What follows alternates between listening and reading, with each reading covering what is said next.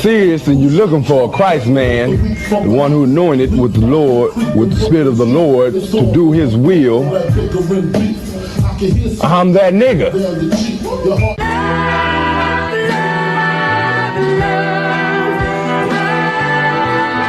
One West, 125th Street. Look, y'all put your faith in presidents like they gon' change this country. Run the league and let y'all play cause y'all gon' make a money. Fuck Obama, he ain't come here on cargo. Amazing honor don't like no soldiers. For the Spirit of the Lord, we don't like no soldiers. You understand me? Like a saint, black, Hispanic, native, they hate y'all as the same. Hate Christ in they image, paint you as a slave. God ain't all love, scriptures say he hate African song niggas, they know we not the same. School to prison pipeline to get you off the streets. Put you in a cell toilet connected to the saint. Molested as a kid, she prostituted as a teen. The byproduct of Martin Luther King dreams. They just took the yoke off, my nigga, we ain't free. We living bleak in these wastelands of poverty. If you don't know the truth, then the lies sound promising. Prophecy, gift and the curse. Dylan started killing, they was sitting in church. Black folk forgave him, man, this shit is absurd. You should never love your enemy, that shit ain't gon' work. Yeah, fuck dying on your knees, you better die in glory. Man, I joined the UPK, taught me the art of warring. I took a nigga life like mine to be recognized. I feel that pain every day, it can't be reconciled. Pops banging, my sister a prostitute. My brother got life, and somehow I still found the truth. War ready, no cowards, no excuse. Fuck reparations, you can't bandage no open wounds. Blood on the leaves, body swing hung from a noose. I was on a run in Nashville and I found the truth. I called the school, classes being held by the shock on my life. I want to be a gangster like a cop. Do this for my brothers, real brotherhood. Everything we do, we got it out this book. My nigga, I can never be no African. UPK the only authorized acronym. I'm passionate about my brothers and sisters. We in hell, I ain't got nothing against them. That's another religion. If it ain't under YAHANNA, ain't me murdered by them and got a hug from YAHANNA. That's the way out for a coward in my observation. They don't fear the Lord, they indoctrinated. Wolves in sheep clothing, Joe Osteen. Real priests bringing back black royalty. One West on my headpiece, rank and order. Can't let them trick me off the streets, I gotta raise my daughter. I got brothers at the border ducking ICE agents. I got the name change, it was life changing. My family thought it was a game. Put on all black, they said I was going through a phase. It's more of us in jail than it was slaves. Chose. Aquí somos la Escuela Israelita del Conocimiento Práctico Universal. Hoy estamos aquí. Lord Commandant General Yahanna, I.S.U.P.K.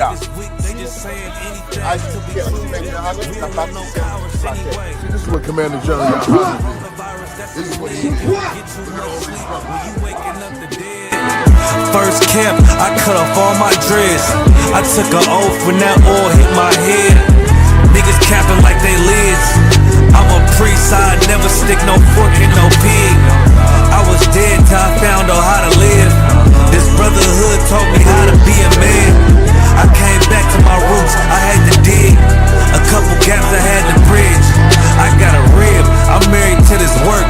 You wanna serve the Lord, he ain't in the Christian church.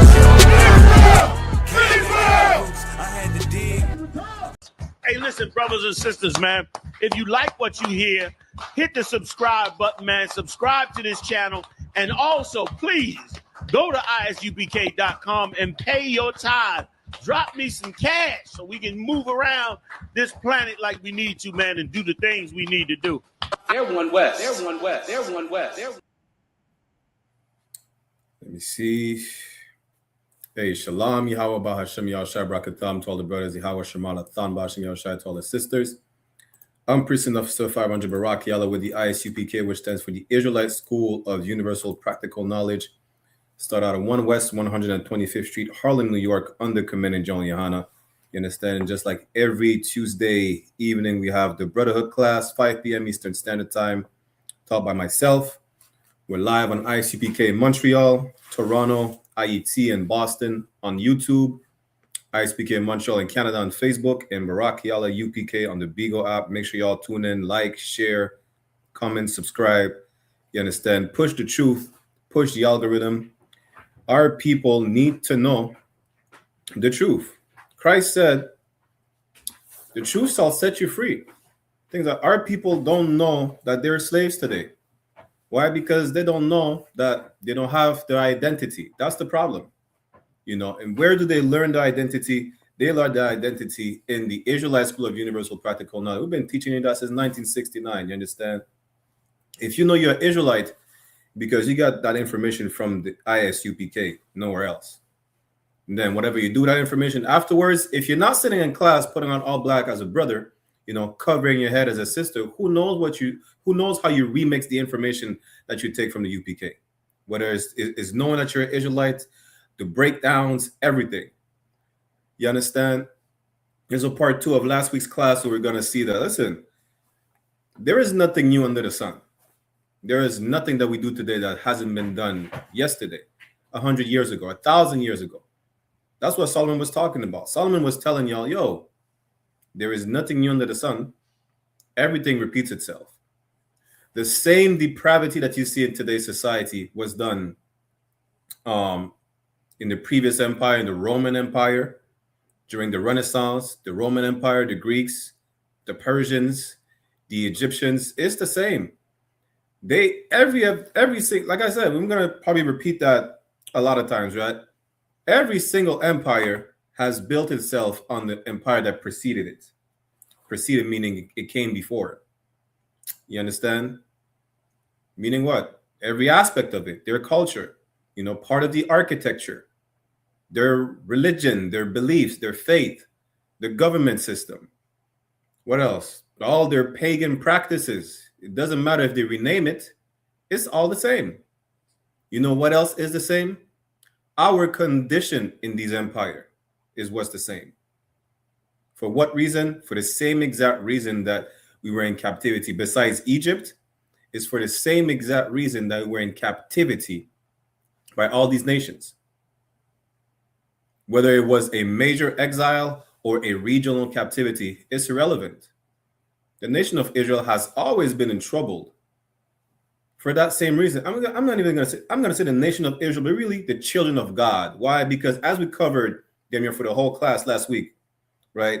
We've been following these heathens since Adam. That's what we've been doing.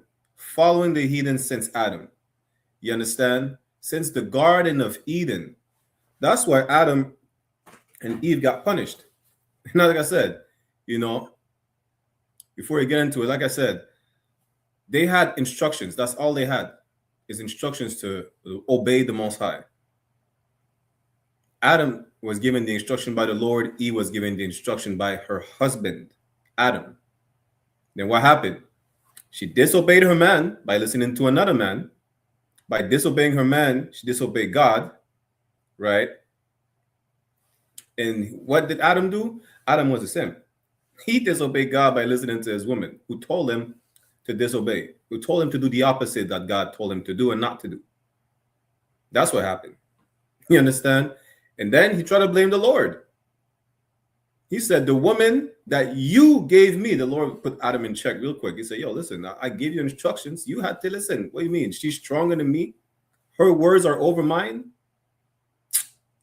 Yeah, a lot of y'all, that's what you should do. Ain't nothing wrong with listening to your woman, but if it makes you go against the Lord, hey, Lord be with you. You understand? Now, shout out to everybody in the chat. My brother Mathamya, Diabashim Shabrakatah. You understand? My brother Shalak Yala, Shalom Priest, Yabashim Shabrakatah. Right? You have people in the Beagle say, wait, what's the Israel school? Is the Israelite school of universal practical knowledge, the only safe haven for so-called blacks, Latinos, and Native. You understand? Your children are not safe in these educational institutions. You know how we know? Quick sidebar, because you have a question in the chat. How do we know that your children are not safe in these educational systems? We covered that on the One West Ground Zero podcast. We covered that last Tuesday with Captain Hadar. Shout out to Captain Hadar. Shout out to Heads of State, hosted by Captain Hadar, also Laban, also Ariyar, also Shaiwan, and myself, Salakia. I forgot also a warrior, Salakia. We covered that as well. How do you know your children are not safe? I just gave you the answer in the beginning of the class. Because of the depravity of this society. That's why. Listen, is there like a trend? There is a plethora of teachers molesting their students. They're all white women. They're all white women. One of them, she molested her student for a 4-hour marathon. Another one from Florida molested like teenagers from 12 to 15, over 30 times. Another white woman got re-arrested with 11 new charges, meaning what? She's a repeated offender. That's how you know if your children, so-called blacks, Latinos, and Native, are in these educational institutions run by Esau, the devil the Bible speaks of, they are not safe. Bring them to the Israelite School of Universal Practical Knowledge. Shout out to Tazamak Homeschooling, you know what, ran by my sister Noah, rib of Shishayawan, Ban Banyamyan. That's a proper educational institution where your children will be safe. You understand? Now let's get with the topic of the class, unless we have another question. It says, so all modern culture is just copied from old empires? Absolutely. Absolutely. Lemendez, absolutely. And he said, did you just say all the abusers are white women?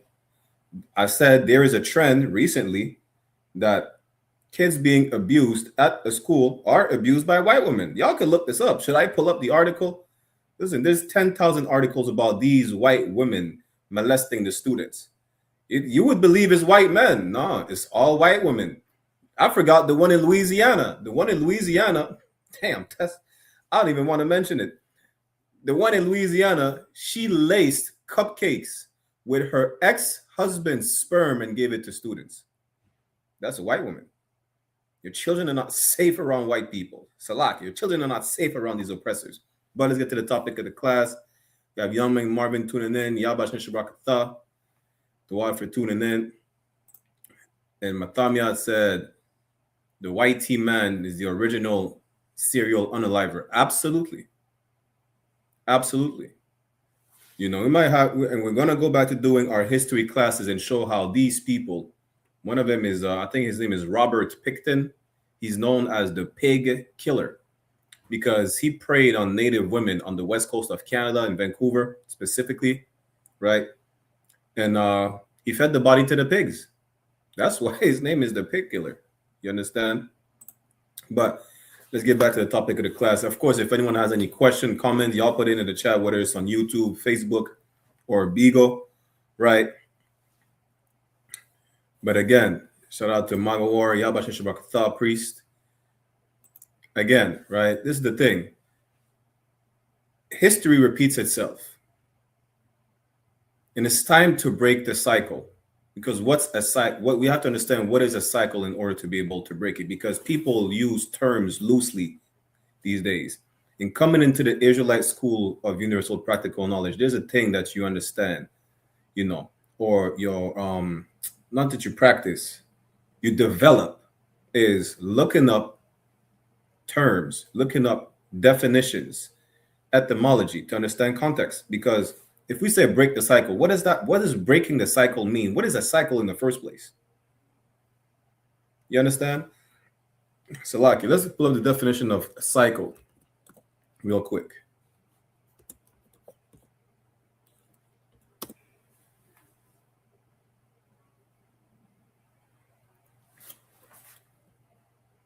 Let me share my screen.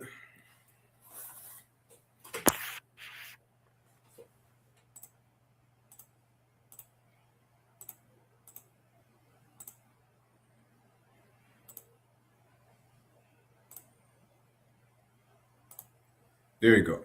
So cycle. A cycle is a series of events or processes that repeat regularly in the same order, ultimately returning to their original starting point. The term originates from the Greek word kuklos, meaning circle or wheel.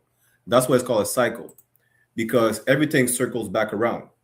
You understand? The cycle of life, right? Because reincarnation is real. You're born, you live your life, you pass away, and then you come back. That's what the Bible says.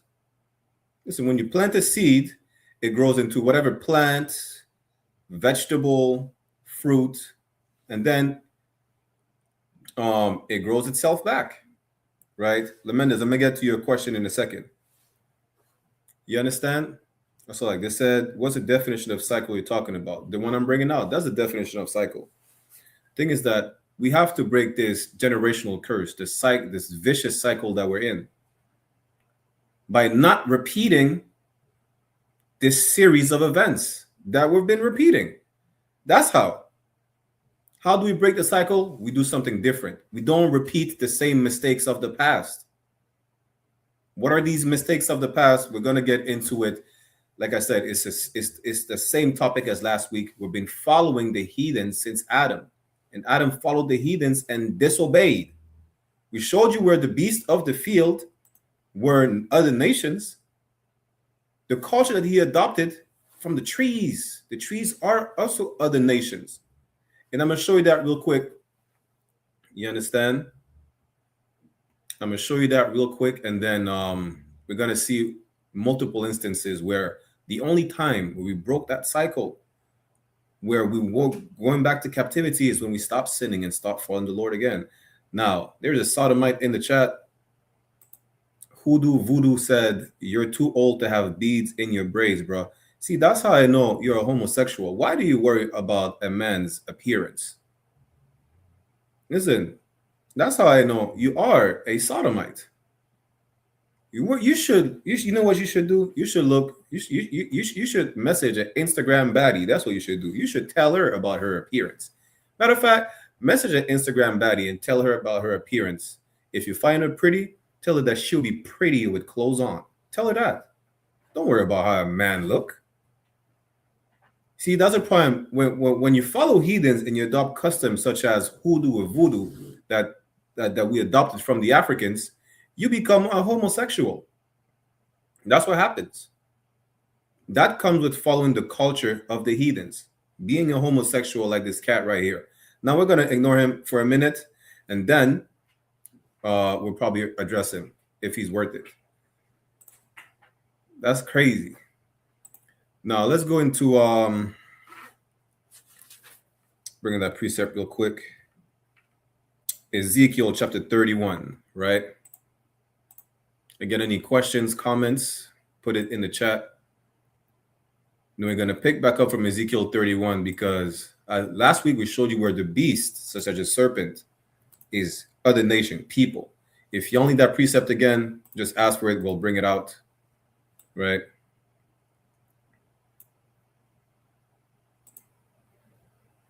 Start at verse, we can start at verse 1.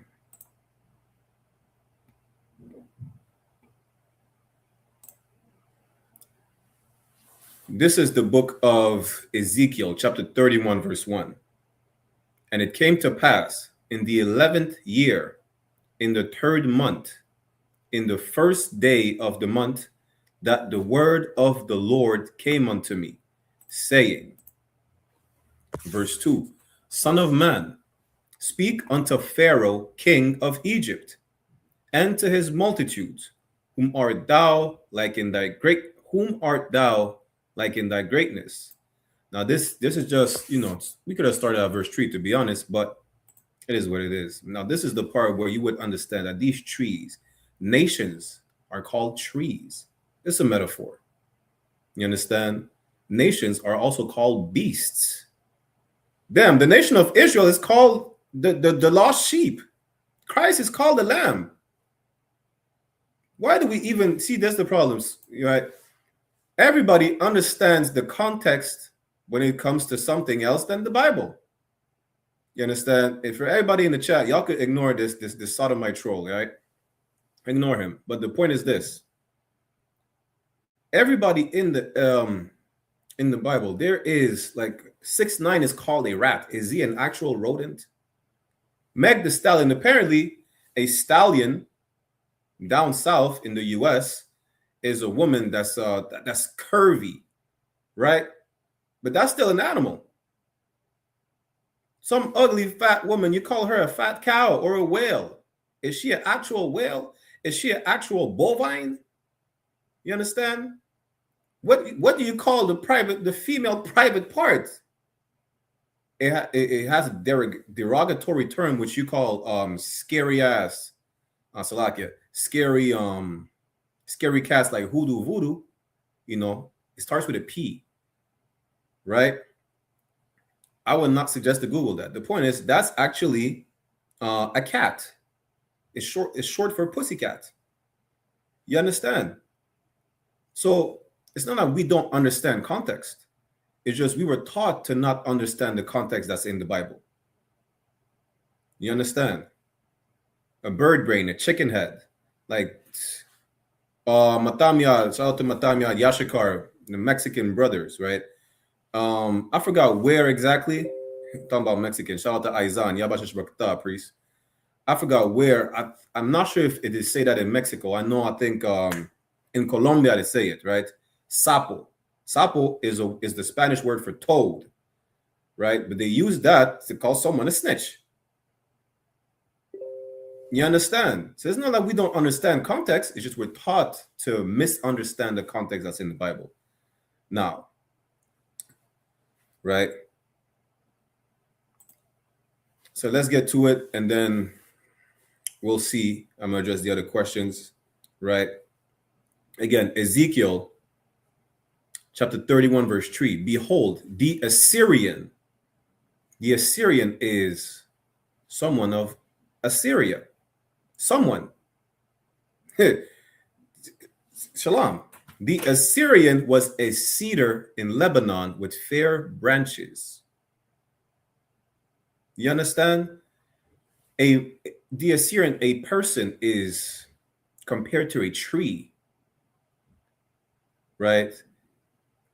In Lebanon. The trees in the garden were other nations.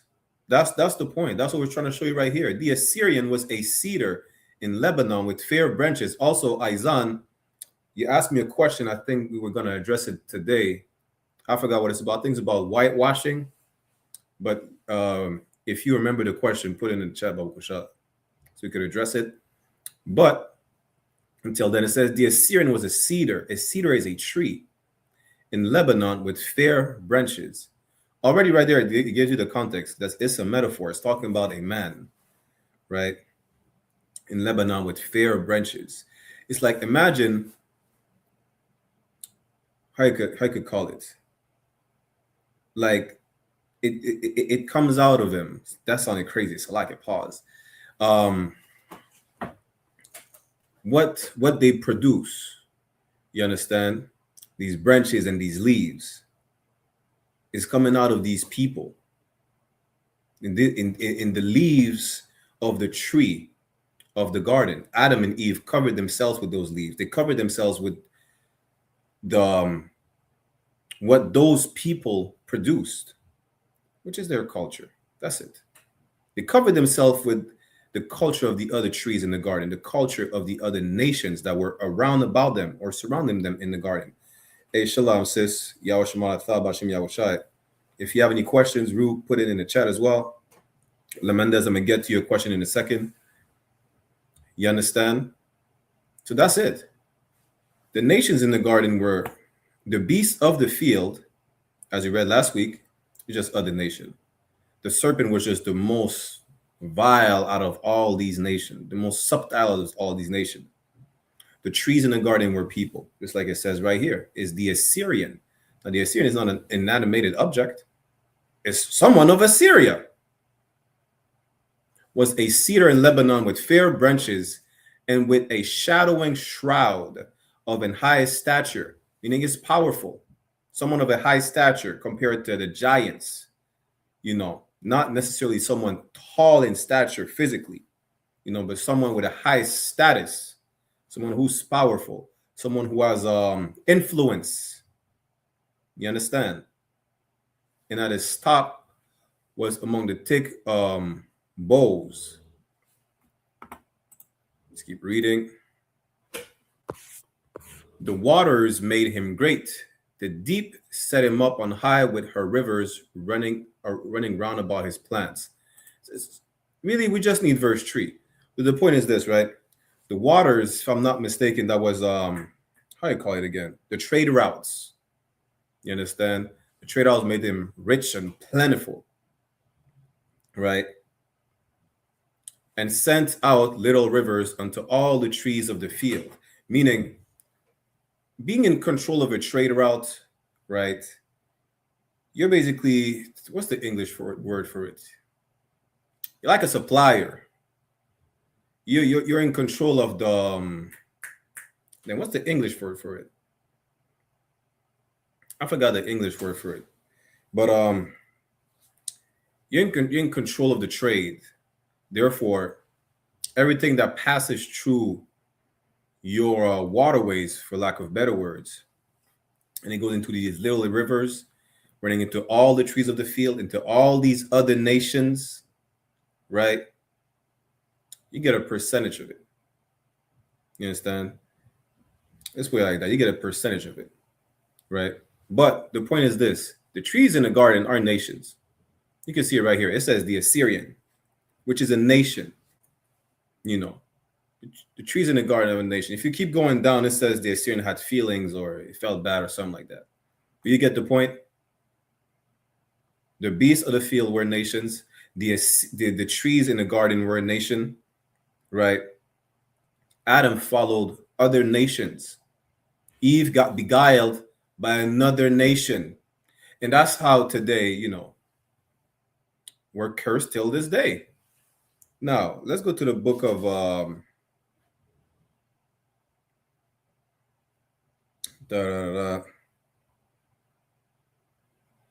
you go to the book of Judges, chapter 10, just to show you, right?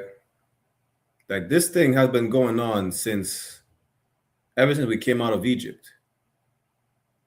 We came out, matter of fact, let's go to Judges, so we go to Exodus. Let's go to Exodus chapter 32, right? Exodus 32 and First Maccabees. Because ever since we came out of Egypt, it's just like today, right? That's why it's so important to be in these classes, because what we're doing, we're reprogramming ourselves to reject everything from the society. You see how you have to shed yourself of the world? Revelation says, get out of her, my people. It's spiritual, because spiritually we can't build the kingdom with any remnant of the culture that we adopted from these heathens. Coming out of Egypt, people complained. And I forgot where, I think it's in Isaiah somewhere. They would complain about, yo, we're in the wilderness eating fried flat bread. There's no spice. In Egypt, we had salt fish and things like that. No, they say in Egypt, we had garlic. We had garlic bread. I'm just paraphrasing, right? In Egypt, you have good food. Coming out of Egypt, you're in the wilderness. All you're eating is flat bread, unleavened bread, water, flour, probably some salt, who knows? And that's it. Nothing else. You're not eating any prestigious meal that you find in Egypt. Like imagine coming out of captivity today. You know, we're in the wilderness. All we have is flat bread and probably some honey. You know, you're eating that for 40 years as opposed to eating some McDonald's burger, as opposed to eating some stuffed crusted salmon, spinach. What else? What's a good plate that y'all like to eat? Expensive or not, you just like the taste. Some gold dusted ice cream. You don't get that in the wilderness. You understand? You don't get that in the wilderness. That's why they started complaining. And guess what? When they started complaining, coming out of Egypt, people were like, yo, listen, we don't want to, we just want to go back to something comfortable. You understand? Moses went up there. Let me share my screen. Exodus 32 and 1. Moses went up there on the mount to get the tablets, right? You know what happened? The people started complaining like, yo, Moses. He told Aaron, yo, Moses is gone. They said there's an invisible God that freed us from Egypt. Moses is gone. You have to build us a God that we can worship. You told us You know, you would worship our God coming out of captivity, but we're not worshiping the invisible. Yo, you know what happened? The people coming out of Egypt, they still were hanging on to some of the customs of Egypt, which is the reason why Moses brought a bill of divorce, which was never supposed to be so. You understand? So Exodus chapter 32 verse 1, it says, and when the people saw that Moses delayed to come down out of the mount, Salakia, the people gathered themselves together unto Aaron and said unto him, up, make us gods. You see this? They say, yo, Moses is taking too long. This nigga probably dead. This nigga, we don't know where Moses is at. He said he went to convey with God or whatnot. Whatever he said, we don't know where he's at. He probably disappeared. He fell in a crevice. I don't know. But guess what? We need a God to worship.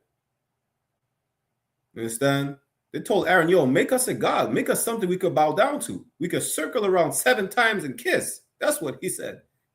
You get my point, right? They said to Aaron, yo, make us a God. Talking about we got out of Egypt. We can't even thank him or show him reverence. We never seen him. Which shall go before us, for as for this Moses, the man that brought us up out of the land of Egypt, we what not what is become of him. They don't know what happened to Moses. That's what it's saying. They say, yo, we're gonna have a God that's gonna go before us. He's gonna guide us. Because if you have someone before you, they're in front, they're guiding you, they're leading you.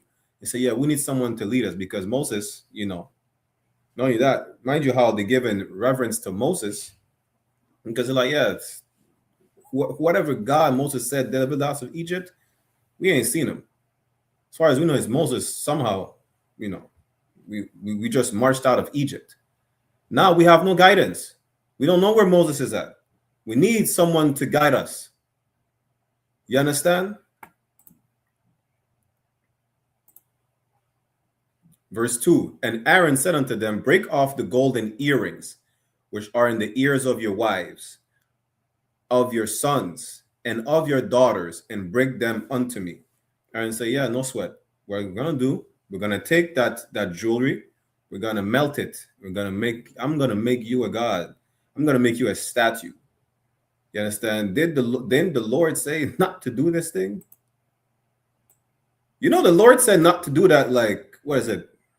In Exodus 20, that's even before the golden calf. Like, they did the same thing the Lord told them not to do.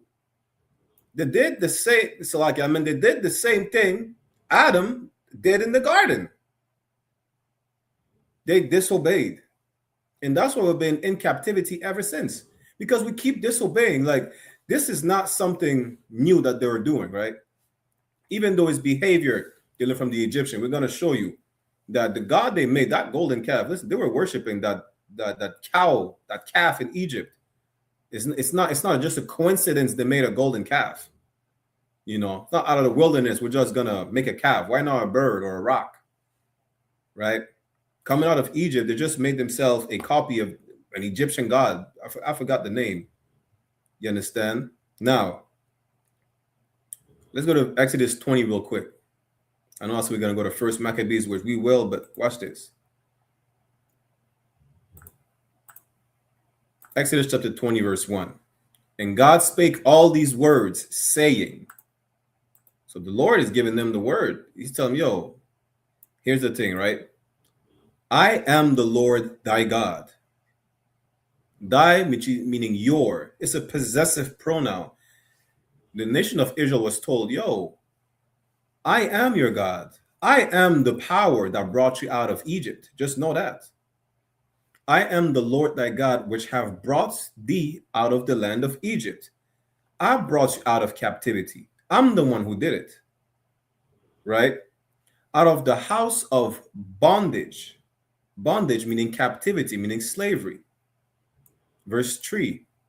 Thou shalt have no other gods before me. What did they do? They say, Aaron, make us some gods. The Lord told y'all in chapter 20, don't make any other gods. I'm the one. I'm the only one. I'm the one that brought you out of Egypt. Salakia. You understand? Verse 4.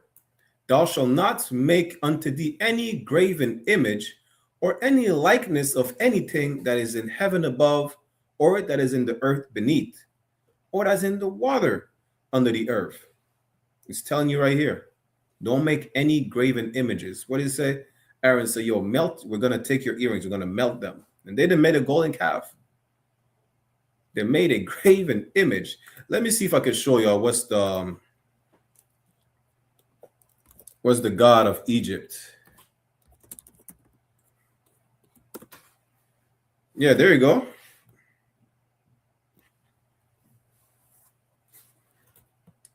I had forgotten the name. That's Apis.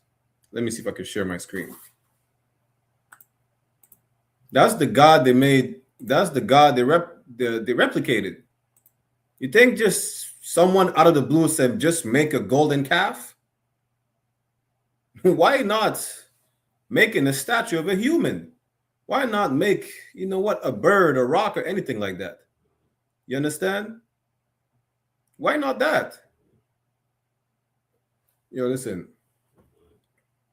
They just made a calf because coming out of Egypt, that's one of the gods they remembered. You know, you think it's a coincidence? The tribe of Issachar worshiped the Cholo dog. You know, the Cholo dog, it was like Anubis to them. I think it's on the same level as Anubis. Y'all know that? Nothing is new under the sun. I'm going to get to y'all question in a second. Nothing is new under the sun. Let's get back to Exodus 32, right? Salakia, we have 32, verse 3. And all the people break off the golden earrings which were in their ears and brought them to Aaron. In verse 4, and he received them at their hand and fashioned it with a graving tool. He said, don't make no graven images, right? After he had made it a molten calf. This is again, it's not a coincidence. He could have made a cat. He could have made anything. He made a calf. He made a golden bowl. What's his name? Apis. You understand? This is the primary and most famous Egyptian bull god is Apis. He was worshipped as a living deity in Memphis, like all these other gods, representing fertility, which is not surprising, strength, and the cycle of life. Other prominent Egyptian bull deities, including Nevis and Buchis, however you pronounce this, which were worshipped in Heliopolis and Hermontis, respectively. Regardless, it's nonsense. That's the point. It's heathen nonsense. And we repeated that same heathen nonsense. Why? Because they were losing faith. They're like, yo, listen, where is Moses? Like I'm seeing your question in chat, Isaiah, just now. I'm gonna get it to it. Because they're losing faith, like, yo, where's Moses? We don't know. The man is taking too long to go up the mountain, convey with God, and come down. We never seen that God anyways. Now the molten calf, we see it. It's physically there. We could bow down to it. We could circle around it like the Muslims do in Mecca. You understand? We could worship it. We see what we worship. You understand? But Christ did tell you. Listen, Christ in the New Testament said, yo, you don't know what you worship. You understand? You understand? Christ said that in the New Testament. You don't know what you worship. All they wanted is like, yo, you can't, how can I say this? You can't just get what you want by just doing whatever the hell you want to do. You understand? God say he kills and he makes alive. God will bring you up just like he will bring you down, right? And this is another thing, because we made a class about being patient. These cats were all impatient. They couldn't wait to worship a God. They could not wait. They were impatient. The moment you left them to their own devices, they were like, yo, they don't want to wait to be able to see God, to be able to see the power of the Lord. It don't matter if Moses split the Red Sea for them. It don't matter. It don't matter. They've seen all. It's not like they didn't see all the plagues. They've seen all the plagues. So like, bear with me 1 second. Bear with me 1 second.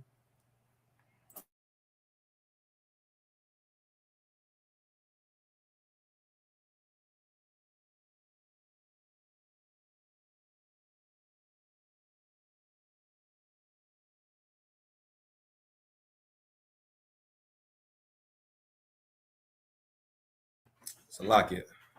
I'm pretty sure some of y'all heard the disturbance in the background. That's the German Anubis. I don't even want to call it that. Ruby is snoring loud as hell. Salakia. The point is this, right? Damn, I lost my train of thought. Yeah, patience. The point is like, yo, they didn't want to be patient. Moses, it's not, they did not see the plague. They did not see the power of the Lord. They seen the frogs rain. They seen the locust. You know, it's not like they did not believe. You know how I know they had to follow instructions on how to put the blood of the lamb on the post of the door, so that the angel of death unalive all the firstborn of the Egyptians. It's not like they did not witness it. You understand? But it's like, yo, the moment they had to be told to wait, like some badass kids, y'all told to wait in order to do something. You are told to wait, and these kids get impatient. Like, yo, I don't want to wait, you know, and then you hurt yourself. It's like, wait till you cross the goddamn street for the green light. I don't want to wait. You're crossing the red light, and then you get hit by a car. Lord allow you don't die, and even then, it's like, damn, you get hurt a different type of way. You understand? You're going to have to do another class on patience, I guess. But the point is this. They were impatient, you know. Let's finish the verse. After he had made it a molten calf, and they said, these be thy gods, O Israel, which brought thee up out of the land of Egypt. Yo, you know how the Lord was mad as hell? Yo, the Lord got vexed. You understand? The Lord got vexed. They didn't go back into slavery after that, but we're not going to go through the whole chapter. 3,000 people were unalive that day. 3,000. Is it 3,000? Yeah, 3,000. A couple thousand people were unalive. Why? Because, the Lord said not to do that. The Lord is a jealous God. He told us previously, yo, I'm the one who did it. Now y'all made a golden calf and say he did it?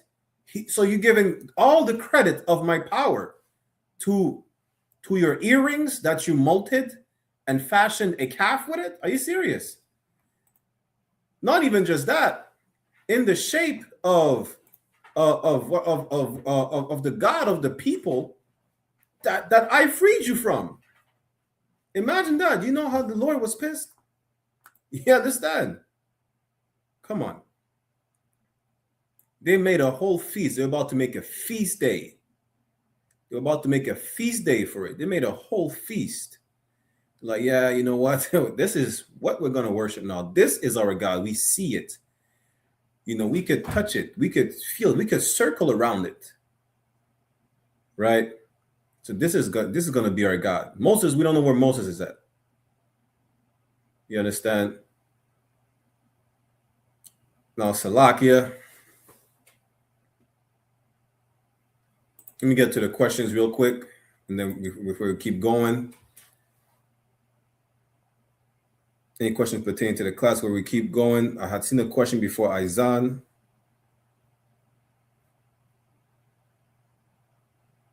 The Mendes, why did they copy Egyptian gods specifically? Because it came out of Egypt.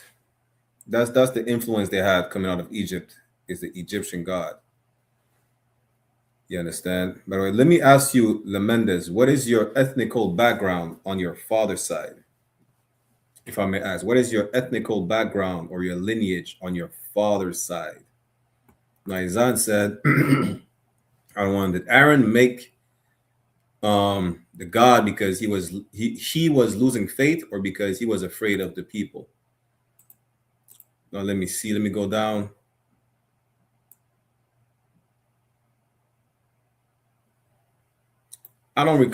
It doesn't say that. You know what? That's a question to ask for the scripture breakdown, because it doesn't say that he was afraid. So I don't want to speculate that he was afraid. You understand? It doesn't say whether or not he was afraid. It doesn't say he was losing faith. It just went to him because he's the one who was in charge, right? They definitely lost faith. Now, as far as him, let me write that question down to be asked in the scripture breakdown after my class.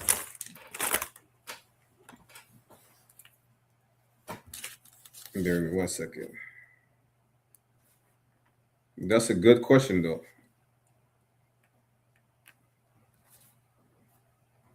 See, this is what we don't do in the UPK. We don't do like the church and make up anything just to answer a question, right?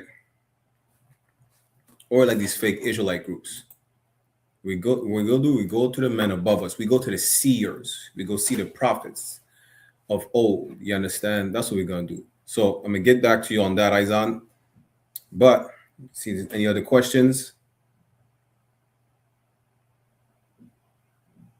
That's wild how they turned so fast after leaving Egypt. Listen, anything could try. What the scripture say again? We're gonna go in the Apocrypha anyways. And if you could answer my question as well, what is your ethnical background on your father's side?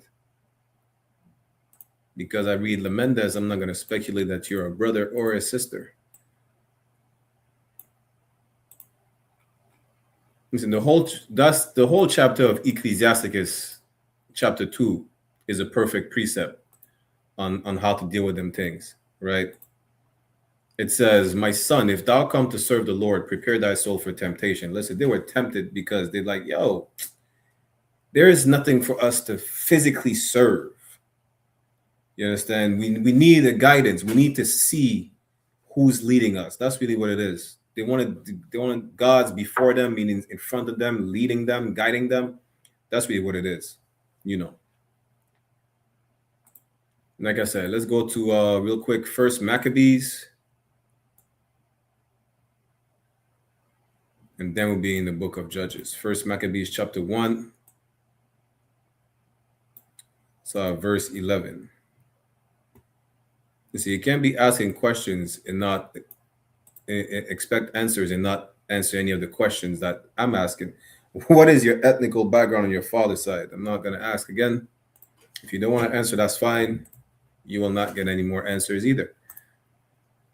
First Maccabees chapter 1, verse 11. In those days, there went out of Israel wicked men who persuaded many. That's exactly what we just read in Exodus. You know, it doesn't say in Exodus specifically wicked men, just the people, right? They went to Aaron like, yo, listen, we need to have a guide. And the guide that they made was an Egyptian. It was a replica of an Egyptian god. Imagine that. Saying, let us go and make a covenant with the heathen. They made a deal with the heathen. At the time right here is the Greeks, or really you want to say the Macedonians, right? The Macedonians that are round about us. For since we departed from them, we have had much sorrow. What did we see last week? Adam and Eve covered themselves with the leaves of the trees round about them, right? In Exodus, what we just read is they were made a replica of the heathen that was round about them, the Egyptian to be specific. Now y'all see this a pattern, right? It's a pattern. We're about to go see in Judges again. The same thing happened. Now we need to understand, we need to stop following these heathens. That's the point. We need to stop. Even the Bible tells you, Proverbs 3:31, don't follow the oppressor and choose none of his ways. We do the total opposite every time. And then we ask ourselves, why are we in captivity? Why are we so distraught? Why are we so destroyed? Because we're in the same cycle. It's like we're in a time loop. Every empire copies the one that preceded itself, and we just do the same thing that we did in the previous empire that had us in captivity. That's what we're doing. That's what's happening today. You understand? Now it's time for us to break the cycle. It's time for us to stop. You see, ants, let me see. Ants going in a circle are doomed to die or something like that. They're not feeding or anything like that. Let me see. I don't even want ants in a circle. Sheep in a circle, because sheep do that too.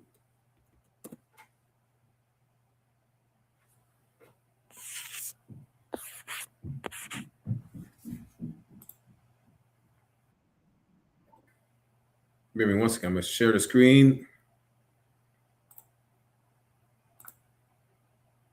This is us. This is the nation of Israel. I see you, Matamiad. This is the nation of Israel, right? Stuck in a loop. We're stuck in a loop. You understand? We keep going in circles. And what's us going in circles is us repeating the same mistakes over and over again. Empire after empire that has us as captives. We do the same thing. You know, we follow these heathens. It don't matter which heathen. It don't matter whether it's the Egyptian, you know, because, you know what? Because let's keep reading First Maccabees. The thing is that I was going to say, because I'm going to have to show that in the scriptures too. Because when the northern kingdom went to Arsaret, a land that was not known or uninhabited, right? They were doing fine. They went there because they know they were cursed. It's not like we don't know. We know every single time. It says it in Baruch, in 2nd Ezra, they know they were cursed because they disobeyed the law, right? Disobeyed the Lord. And they went to a land where never men dwelt, and they were fine.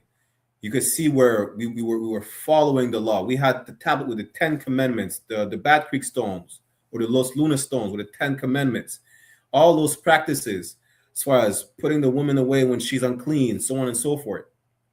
Until they reverted back to doing what they did in Egypt and worshiping the Cholo dog. You know, and Matamiat said it's Quintle dog as well. That's what they're doing. And then what happened? 1492 happened, and now we're in captivity again. You know, that's exactly what happened. Listen, it's the same thing over and over again. That's the point. We need to break the cycle. We read what the definition of cycle is. We're repeating the same events, the same process. What's the process? We sin, we get punished, and then we're captives. That's what the Lord keeps saying. I'll give you 1,000 precepts. In the book of Ezra, chapter 9, it says we were captives. Why? Because we married heathens, and y'all still love white women. Y'all do the same thing. What Martin Luther King did brought us in captivity. You understand? We damn near don't know how to speak our language no more. What is it? The book of Nehemiah? It says we were speaking in the heathens' language. Right? Why? Because we marry these heathens. We lose our culture. We give up on like that precious thing that we have. You know, the law is compared to something. You see a man that is worth more than fine gold, because that's a man that follows the law. The law is compared to something to something worth more than fine gold. The law that endureth forever is better than honey. That's what it says. And guess what? Honey is so precious because honey never goes bad. Ever. The law is perfect and endures forever. It's compared to honey. Honey is enduring. Honey never goes bad. And we give up something that never goes bad for what? For voodoo? For santeria? For eating pork? Did you know our ancestors literally got tortured because they refused to eat pork? Hey man, let me stop being long-winded because Matamiat has a question, right? Let's go real quick. Let's finish First Maccabees and then let me get to your question, Matamiat. First Maccabees chapter 1, verse 11. Again, it says, in those days there went out of Israel wicked men who persuaded many, saying, let us go and make a covenant with the heathen that are round about us. For since we departed from them, we have had much sorrow. Like I said, you can find in the Old Testament somewhere. We could start complaining. We're in the wilderness. We're eating flat bread every day. We don't eat the figs that we can find in Egypt. In Egypt, I know they had dates. Dates is not bad. I used to eat some. It's not bad. We complain because we can't eat dates no more. We can't eat, garlic. It's like today again. You go out in the wilderness and you can't eat. I don't know what the hell y'all like to eat. Y'all gotta eat unleavened bread for 40 days every day. Damn. In the same way they complain coming out of Egypt, they always complain. That's why they always follow the heathens. They want to be like the cool kids.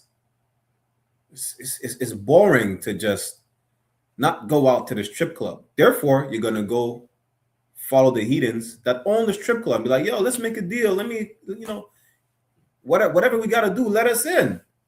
We want to be a part of the party. We want to be in a public party when our parties are private parties. The Passover is a private party, only for so-called blacks, Latinos, and Native. Our cookouts are private parties. And it's that every feast, Sunday, May 31st, the Feast of First Fruits, that's a private party. Private, separate, holy. You understand? It's not for everybody. But you want to be like everybody. That's why you follow everybody. And that's the problem. Let's keep on reading. Verse 12. So this device pleased them well, meaning this plan is like, yeah, all right. So we kind of feel bad. So you know what? We're going to join them. And it's like, yeah, you know what? That's not a bad idea. This plan is all right. Verse 13. Then certain of the people were so forward herein. Being forward is like, yo, they didn't waste no time. They were direct. They're so forward, like, yo, listen, we're gonna take it into our own hands. We're not gonna just send a letter and wait for the mayor, wait for whoever's responsible to send us a response back. We're not gonna reach out to the customer service. They went to the CEO. They went to the owner. They went to the king itself. That they went to the king and who gave them license to do after the ordinances of the heathen. Imagine that. They said the hell with going to see any guards, anyone with a lower rank or whatnot in the heathens society. No, they went straight to the king like, yo, hey, we want to be part of you guys. You understand? Yo, we ain't trying to hear from nobody else. We want to be part of you. Let us become part of you. You think the heathen give a damn? They know if you sin, they will rule over you. They know that. They know if you sin, you'll be just more destroyed ever. You don't have any protection when you follow them, and they know it. You think they care? No, that benefits them. Verse 14, whereupon they built a place of exercise at Jerusalem according to the custom of the heathen. We broke that down already multiple times. It's talking about a gym. Now, in the time of the Greeks, y'all look it up yourselves. We're not going to pull that up. Gym, which is short for gymnasium, they were training naked. Y'all defiled the holy city for these goddamn heathens because you want to be like them. Why would you want to be like people who train naked? Like, do we really even have to explain it? I'm even going to break that down. Good night.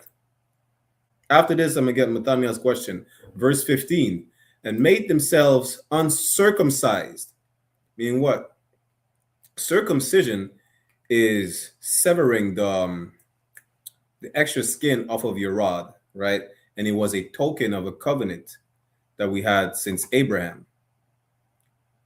But the part that you need to focus on is becoming cut off or severed.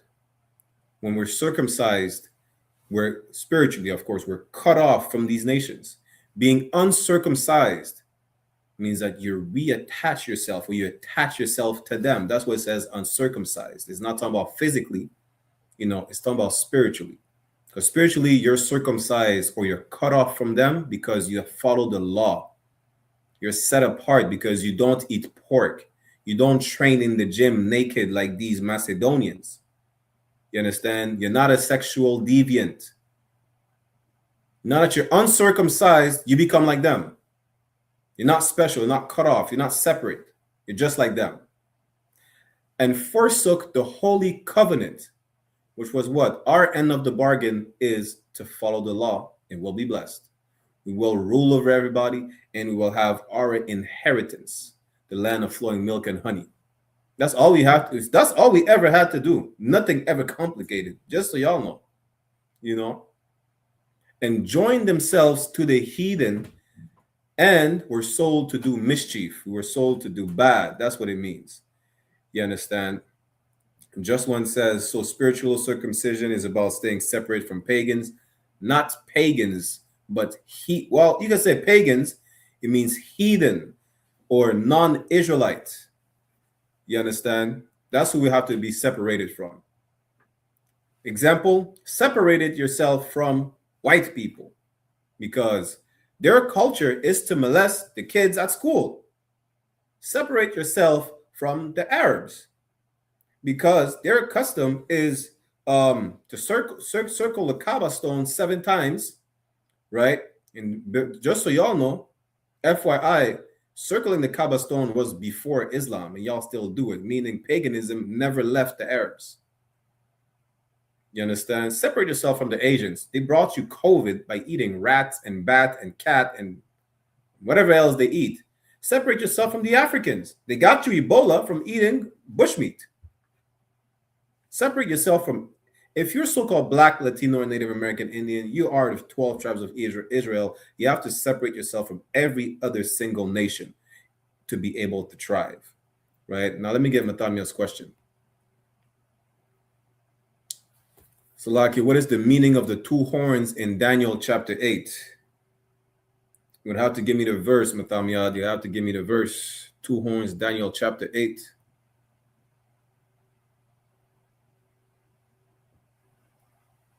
If you could get me the verse, Baba Kusha. Get me the verse, and we'll get back to it. But that's what we read. Let's go to the book of Judges.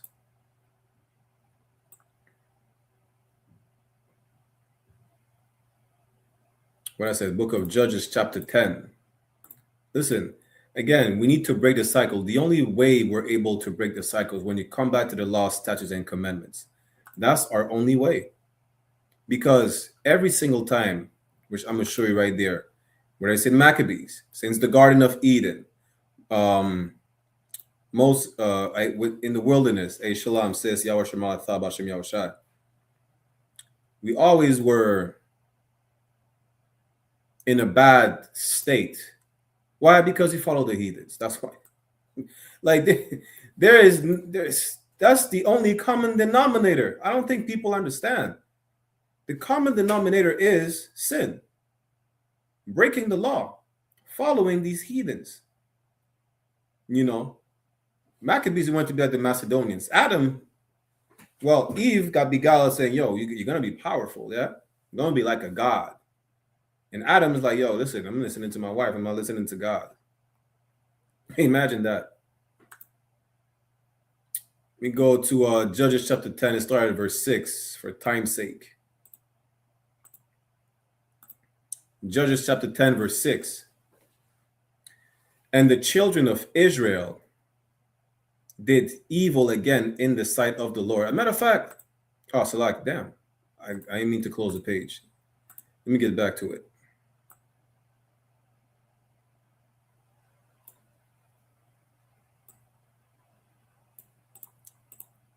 Judges chapter 10. I didn't mean to close it by accident. Share my screen again. Judges chapter 10, verse 6. And the children of Israel did evil again in the sight of the Lord. What is the key word right here to understand? Anyone? Judges 10 and 6 says, and the children of Israel did evil again in the sight of the Lord. What is the key word?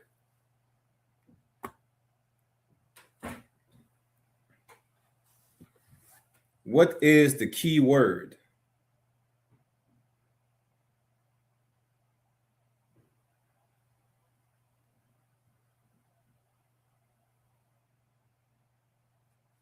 Most High in Christ. Give Isaiah a help. Listen, you see this? You can't make this up. Again, meaning it's not the first time it happens. Every time we do evil, we're about to see. Listen, the Lord told us, and I'm going to show you right here because I paraphrased that last time. The Lord, he's an amazing father. An amazing parent punishes their child, right? But guess what? I think it makes them feel good to punish their children. Like imagine, yo, as a kid, right? Growing up, sometimes you got a beating because you disobeyed, or you're being reprimanded because you disobeyed. You think it pleases your parent to see you cry because, I don't know, you didn't do the dishes or you broke a window. You're just misbehaving. You're bad as hell. It pleases your parent to beat you with the belt. It pleases your parent to tell you, yo, you make your face all sad because no Xbox, no Game Boy. A lot of y'all don't even know what a Game Boy is. It's like it. No Nintendo 64 for what? Months on end. You have bad grades. I think it pleases your parents to discipline you. No, I'm going to see the Lord. It doesn't please him to do that, but he has to do it. I forgot to show y'all in Exodus 32, we were just there. The Lord told Moses, yo, this is a stiff-necked people. They're gonna learn the hard way. I mean, time after time, we have to learn the hard way. Damn. It's been 400 years. A lot of y'all really seem like y'all comfortable as slaves. Y'all don't mind being oppressed. Y'all don't mind being lynched today. Y'all don't mind being deported. Y'all really don't care. As long as you have, food in your stomach and you get to drink some water, hug your mother, say I love you to your father, you're all right. You don't care about being oppressed. Well, it's okay. I will care for you. I will care because I hate seeing Mexicans in cages. I will care because I hate seeing Benjamites poisoned with the #1 highest rate of prostate cancer in the world. I will care because I hate seeing Haitians eating mud cookies. We care over here. You understand? We care.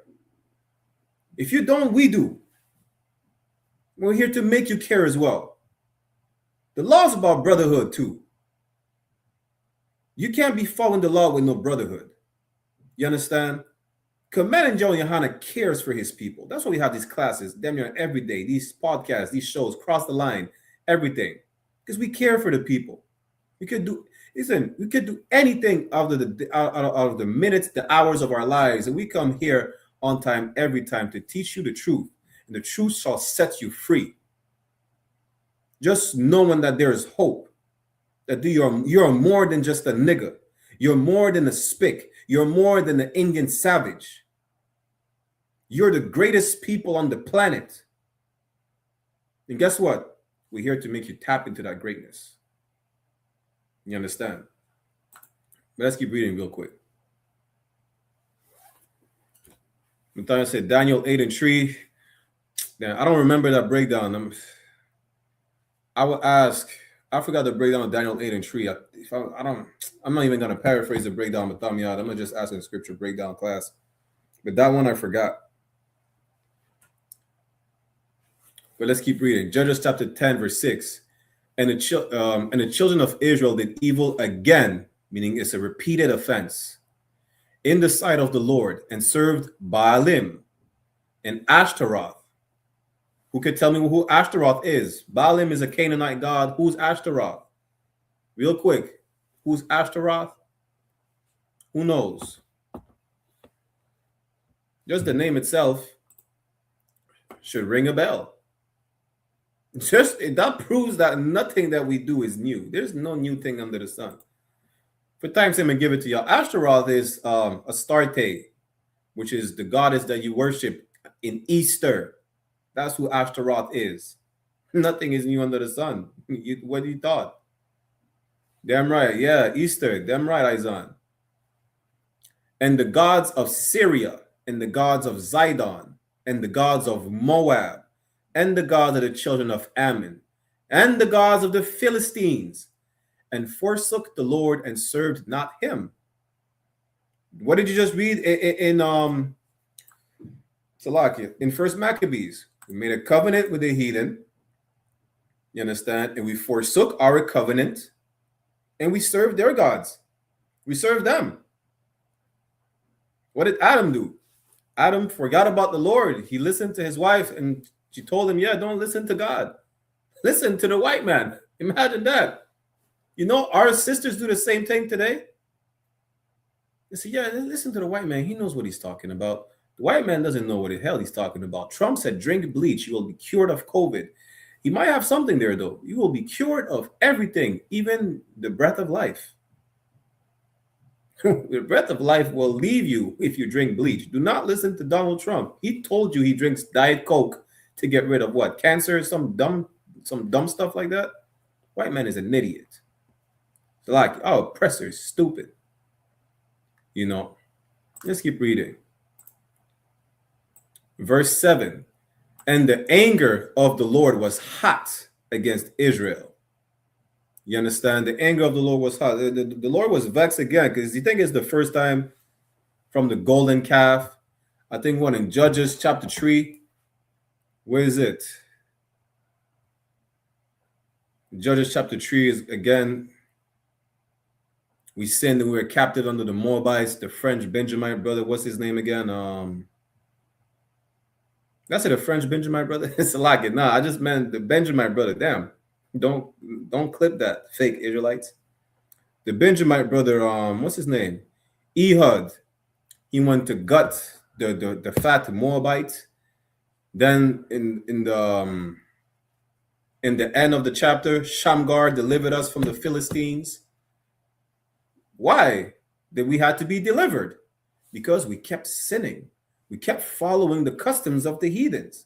Therefore, the Lord put us back in captivity time after time. That's the whole cycle that we have to break. Stop following the heathens. Right? Let's keep reading. And he sold them into the hands of the Philistines and into the hands of the children of Ammon. Yeah, listen, didn't I just told you? I just paraphrased Judges chapter 3. We were already captive by the Philistines. Shamgar, shout out to Shamgar. Shamgar had to deliver us. Why? Because we wanted to be like the Philistines. We wanted to be like the Moabites. We wanted to be like the heathens that are round about us. Those trees that are round about us. And what happened? The Lord got vexed. It's like, yo, listen, you're going to have to learn the hard way. You want to be like them? No sweat. See how they treat you. Verse 8. In that year, they vexed and oppressed the children of Israel. All these nations we decided to follow, the Philistines, the Ammonites, so on and so forth. They oppressed us. 18 years, all the children of Israel that were on the other side, Jordan, in the land of the Amorites, which is in Gilead, right? Verse 9. Moreover, the children of Ammon passed over the Jordan to fight also against Judah and against Benjamin and against the house of Ephraim, so that Israel was sore distressed. I just paraphrased to you earlier. The book of Judah, chapter 5, verse 20 and 21 says, if we sin, there's one error in our nation, the heathens know they will take us over. They know they will beat us to death. They know. That's why in First Maccabees, they care that you go to them, whether or not with permission to sin. They don't give a damn. It benefits them. They know who you are. How do they know who you are? Coming out of Egypt, or in the book of Joshua, that woman, she asked for mercy. I forgot her name. She said, yo, listen, we heard what happened in Egypt. You know, I think it was the city of Jericho. I forgot. I think it's the city of Jericho. She said, yo, we know what happened in the land of Egypt. Now, I don't want to be in your way. I don't want to be like the people that I know what's going to happen in that city. If you could, spare me, my family, so on and so forth. She hid the two men, I think, on the rooftop while they were being chased. Right. And then she told him, yo, go by the mountain and whatnot. And when they came back to Joshua, they said, yo, that woman, she saved our lives. You know, and she said we made a deal with her. that we won't kill her and her family when we take over the city. I think it's the city of Jericho, right? They told her we put what you call it again?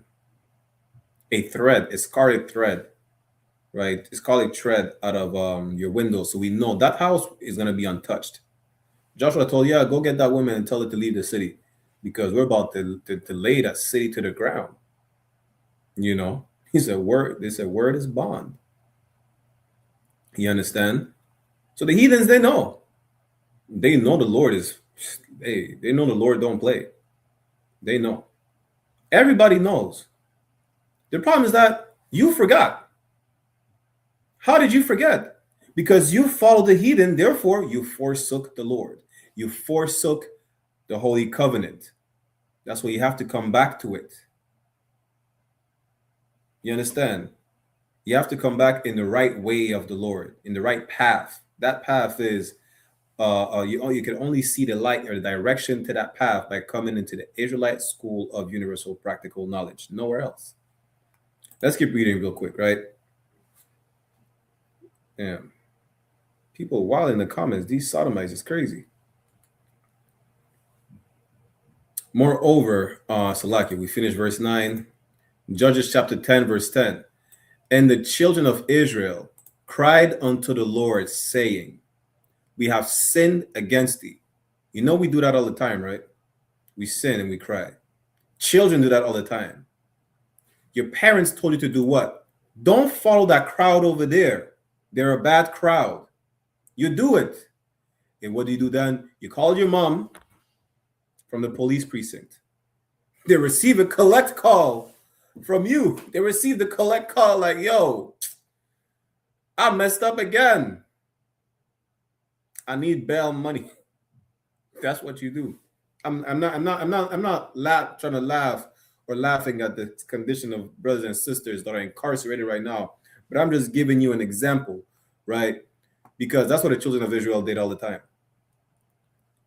We sinned, we followed the heathens, we sinned, we went to captivity, and we cried to the Lord like, yo, can you come bail us out? It's not what we thought it was going to be. That public party is La'atawab. It's not fun. It's not fun over there. It's actually horrible. We're seeing what's going on. We're oppressed. We're distressed. It's horrible. You're doing it today. You know, how many of us are crying out to the Lord like, oh, why is this happening? Yo, God, could you please make sure, like, we tired of getting lynched. Yeah, but there's only one way to stop getting lynched. There's only one way to stop getting deported. There's only one way to get the land back. And the land is not Turtle Island. It's the land of flowing milk and honey, what people call today the so-called Middle East. This is our land. We will be brought back in our land. There's only one way to do it. There's only one way to stop being unalived. There's only one way, is to go back to the laws, statutes, and commandments. That's how. Let's keep reading. And the children of Israel cried unto the Lord, saying, we have sinned against thee, both because we have forsaken our God and also served Baalim. You understand? They forgot about the Lord and started serving other gods. Verse 11. And the Lord said unto the children of Israel, did not I deliver you from the Egyptians and from the Amorites, from the children of Ammon and from the Philistines? And y'all forgot who you're talking to. The Lord is, listen, that's how you know God is a nigga God. Remember what he told Moses? He said, go tell the children of Israel, I am that I am. Or what? You understand? He's saying, yo, did you just forget who you're talking to? Like, I don't, like, you know, I'm the one who let them oppress you because you need to learn a lesson. You want it to be like them? Tell me how it is on the other side of the fence. Tell me how it is. God is like Mufasa telling Simba, yo, you see over there that the elephant graveyard that's a no-go. Simba wanted to go there, almost got eaten by the hyenas. Now, guess what? We are literally being eaten, devoured by the beasts of the field. We read it last week. We're devoured by the beasts of the field. Now God said, yo, you think I don't know what's going on? Lord said unto the children of Israel, did not I deliver you from the Egyptians? Am I not the one who freed you from captivity already?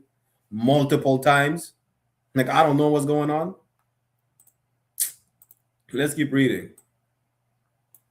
Verse 12, the Zidonians also and the Amalekites, who are the so-called Jewish people today, the Amalekites, who are the Khazarian today, the fake Jews, the synagogue of Satan today, FYI, Salakia, and the Maonites did oppress you, and you cried to me, and I delivered you out of their hand. Why is the Lord saying this? Because it's not the first time that after sinning, we're being held captives, and we cried to him. Like, y'all, we all are repeated offenders. That's what it says. He freed us from all these nations, and time after time, we do it again. We do it again. And you know what else we do again? Cry unto the Lord. Hey, come help us, please. I got arrested again. Why? Because I decided to follow the wrong crowd. Well, you think I don't know? You think I'm not aware that you were arrested? You think I'm not aware of that? Of course I'm aware. I was there. I watched you get handcuffed, but I told you not to follow the wrong crowd. Now you wanted to go sell drugs, and now you're being arrested. You wanted to be like the Italian mafia, right? I told you don't follow after them. You wanted to be like the Italian mafia. Now you're in jail. You understand? You wanted to be like the white woman. Now you're a whole graveyard because she taught you how to abort your babies. You understand? That's what happened. I keep telling you to stop following the wrong crowd. You're doing it again. I know what's going on. I'm the one freeing you all the time. I'm bailing you out all the time, just so you know. As if I don't know what's going on. I'm tired of bailing you out. I'll do it regardless. You know why? Because I'm a good parent. The Lord will always do it. Listen, that's a cut too. Go to Jeremiah chapter 31, verse 31. Real quick, right? Izan, I see you. Bear me 1 second.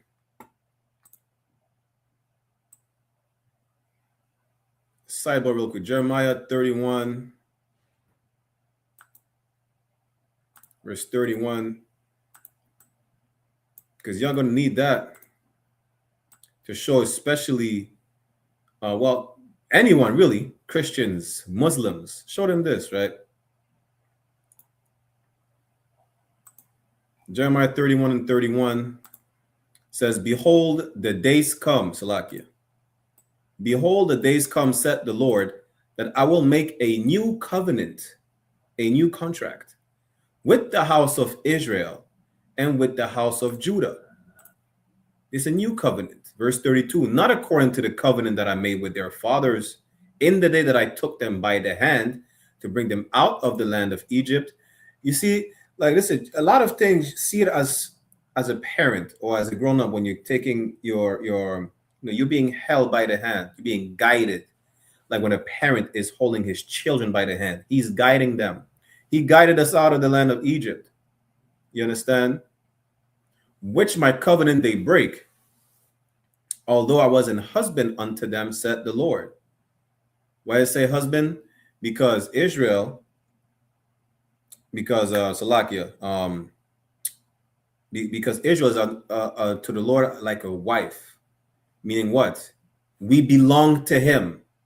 Ecclesiasticus 36, I think 24. He that getteth the wife beginneth a possession. We belong to the Lord just like a woman belongs to her husband. That's a metaphor right here. Right? Verse 33 says, but this shall be the covenant that I will make with the house of Israel. After those days, said the Lord, I will put my law in their inward parts and write it in their hearts, and will be their God, and they shall be my people. The point is, the Lord never forgot about us permanently. That's the point, right? Let me give y'all another precept real quick for time's sake. The point of that new covenant is the Lord never had forsaken the nation of Israel forever. That's the point. You understand? Never. Christians will say that. Muslims will say that. In the Quran, it says, y'all were chosen, but no more. It says that in the Bible. It doesn't say that in the Bible. It says there's a new covenant. You understand? That we won't break. Hebrews 9:15. That's the next precept. And then I'm going to get to your question, Isaiah. And for this cause, he is the mediator of the New Testament. It's talking about Christ. That by means of death, crucifixion, for the redemption of the transgressions that were under the first testament. Who was the first testament? The Israelites, the 12 tribes. It's even reiterated in the New Testament. God never forgot about us. They which are called might receive the promise of eternal inheritance. You understand? The Lord never forgot about us. He knows what's going on. And listen, he keep bailing us out. And we still do the same thing. It's time for us to do the change. Now, Isaiah said, who are the Maonites today, sir? Give me 1 second. Let me grab the Maonites is some heathen. Let me see if I could find them in the Zondervan Bible Dictionary. Then we get back to the book of Judges. They said Maonites. A lot of the nations, you could find them, or tribes of these nations, you could find them in the Zondervan Bible Dictionary. I'm using the compact version.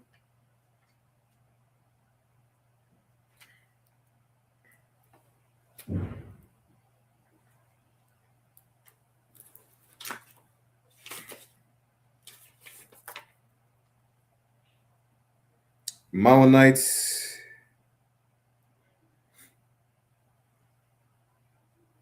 enemies of Israel, called Menuhim, probably from Arabian Peninsula.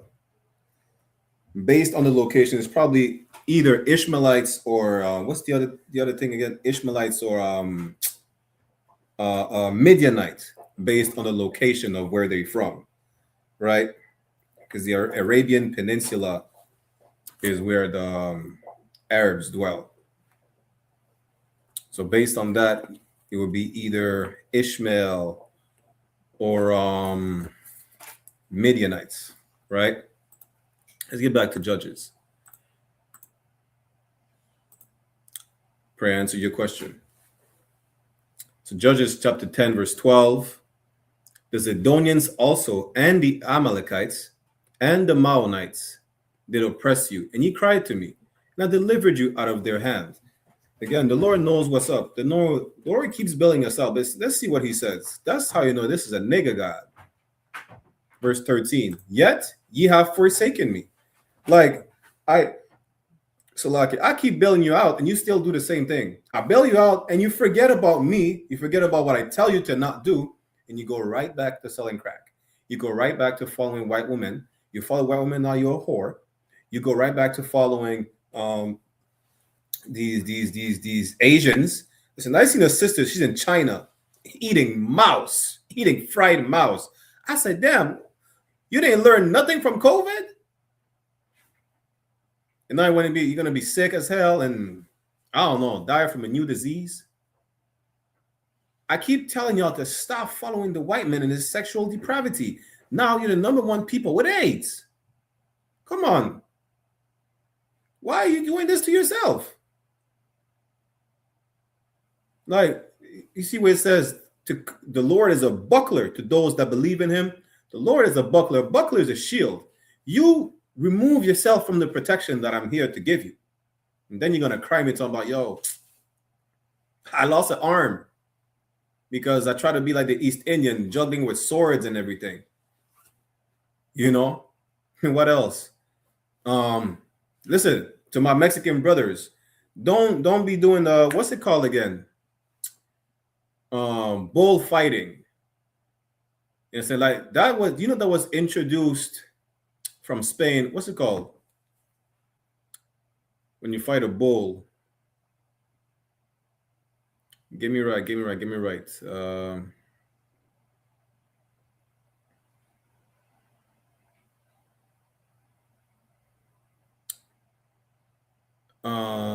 Damn, I forgot. The point is this. Toreador. That's what it is. Toreador. Bullfighter. You know that come from Spain? Our people is so compassionate. You think Mexicans like, fighting bulls in the ring? They don't. That's like, Spain brought that over there. Stop doing this. You ain't gonna complain, man. I got gored by a big ass bull. I got gored by Angus steak. I got gored by carne asada. I mean, I did tell you to not follow the white men, but you're in the cartel. I did tell you not to follow the white men, but you eat chicharrones. All you had to do is to not eat the chicharrones, right? That's all you had to do. But you refuse. I understand they force you to do it. I understand it comes from slavery, but you just have to stop. You know what you have to do? You have to love the Salvadoreños. Because what, y'all beefing over a football match? Love the Salvadoreños. Salvadoreños también. You know why you're so oppressed? Because you have to love one another. We have to love the Guatemaltecos. The Haitians and the Dominicans, y'all have to love each other. That's the solution. The solution is to come back to following the law. And you can't follow the law if y'all don't love each other. I'm giving you the solution. I gave y'all the blueprint. Y'all just forgot that y'all had the blueprint. You know what's crazy too? Every single one of y'all have the blueprint in their house. You just go to a people that stole the blueprint, that appropriated themselves the blueprint. It just don't even read what's on the paper. You put a magazine in between and it say, yes, God loved everybody. That's not in the blueprint. The blueprint said separate. You'll be fine. Segregate. The moment you join everybody, that's the reason why you're enslaved right now. That's what the Lord is telling you. He said, you forgot about what I told you. Verse 13, yet ye have forsaken me and serve other gods. We just read it in Deuteronomy 32. The moment Moses was in the mountains too long, y'all started making a replica of the Egyptian god. Y'all forgot about the Lord. Y'all just seen the Red Sea split in half. Y'all forgot the first born of the Egyptians died. What, y'all forgot about that? Listen, at this point, then you have to make a whole tape or documentary with the number of captivities we were in because we have forsaken the Lord and served other gods. Because that's the only reason we went into captivity. We forgot about the Lord. Solomon married heathens and served their gods. The kingdom got split in half for that specific. The reason why there's a northern and southern kingdom is because we decided to break the law, specifically Solomon, and serve other gods. That's why there's a northern and southern kingdom. You understand? That one state got broken in half because Solomon married a white woman, married an African woman, married some Moabites, some Ammonites, and served their gods. That's it. Come back to serving the Lord, man. Follow the law, love one another. That's all we have to do. You understand? Matter of fact, love one another to the point, I know y'all know y'all can love one another. You know why? Because here's a perfect example on know when you say you can't love Mexicans, you're a hypocrite and you're just lying to yourself. Because that's how you're taught to do in the white man's society. You Mexicans, you say y'all can't love black people because of whatever the Spaniards put in your head. I know you're lying to yourself. You know why? Because you learn how to do hip hop, and you black people, y'all Google all the Mexican recipes. Stop using Google and the white man's tools to learn from a brother or sister. You know what you do? You get yourself a Mexican wife. You go see a Mexican neighbor and you exchange recipes together. Shit. I asked to be invited to the carne asada. I have a carne asada. I say, yo, can I reach? Yo, what's the spice you put in there? Yo, that's it good as hell. Don't go to, what's it called again? The Tex-Mex restaurant by white people. Taco Bell. Don't go to Taco Bell. Go to an actual Mexican-owned taqueria. Just ask to be taught how to make some goddamn birria. Ask to be taught how to make some pupusas. Ask to be taught how to make some empanadas. I'm not saying these are all Mexicans, but they're Latino plates, dishes. Just ask. Listen, Mexicans, ask your brothers, yo, how do you make the mac and cheese? How do you make the fried fish? How do you make some jerk chicken? Make some goddamn jerk chicken taco. Make some oxtail taco. Open a, you know, black and brown restaurant somewhere somehow. Go on the reservation and learn. Like, yo, how do you make this and that? Listen, I keep telling people the best fish I ever had is from a Gadite recipe. My mom's a French teacher. One of her students was a Gadite. Yo, that's salmon. You see the salmon you see on National Geographics? That's big and green and red and everything. Yo, I had that salmon. But that's not the best part. The best part is like, yo, it was marinated in like maple syrup and some Gadite recipe. I say, yo, till this day, I don't know the recipe. But if I want to know the recipe, you know what I would do? I would not go on Google. I would go ask a Gadite. I live 30 minutes away from a reservation. Why can't I just go ask a Gadite? Brotherhood. You know, let's sit down together. We have so many, our culture is the same. We would say intertwined today, but when we speak about it, we're going to realize it's the same. You understand? Our history is the same. Mexicans were lynched just like black people were lynched, just like Native Americans were lynched. We were all lynched. We were all enslaved right next to each other on the plantation. You understand? That's how I know you can love one another. That's how I know. Stop using the white man's tools to learn Mexican recipes. Go ask a Mexican. You understand? Then, right, Taco Bell is insulting. Taco Bell is damn near the same as having a Benjamite West Indian restaurant that's owned by Chinese or East Indians. It's the same. You understand? What the hell is a Taco Bell? The hell with Taco Bell. That's probably the most famous one. Any Tex-Mex restaurant, I don't trust. I don't. If I don't see any Mexicans, Salvadorians, you know, and listen, if I don't see my people in there, I can't trust it.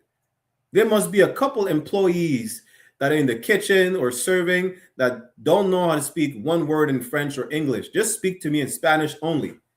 You understand? That's how I know the food is good. It's gonna be good because it's of the people. And then help me in my Spanish. And that's how you build brotherhood. You know, how do you say this in Spanish? You know, practice. Trust me, just these little things were forged brotherhood, and I know you could do it. How do I know? Because you do that with white people all the time. The difference is that they will never love you back. They hate you.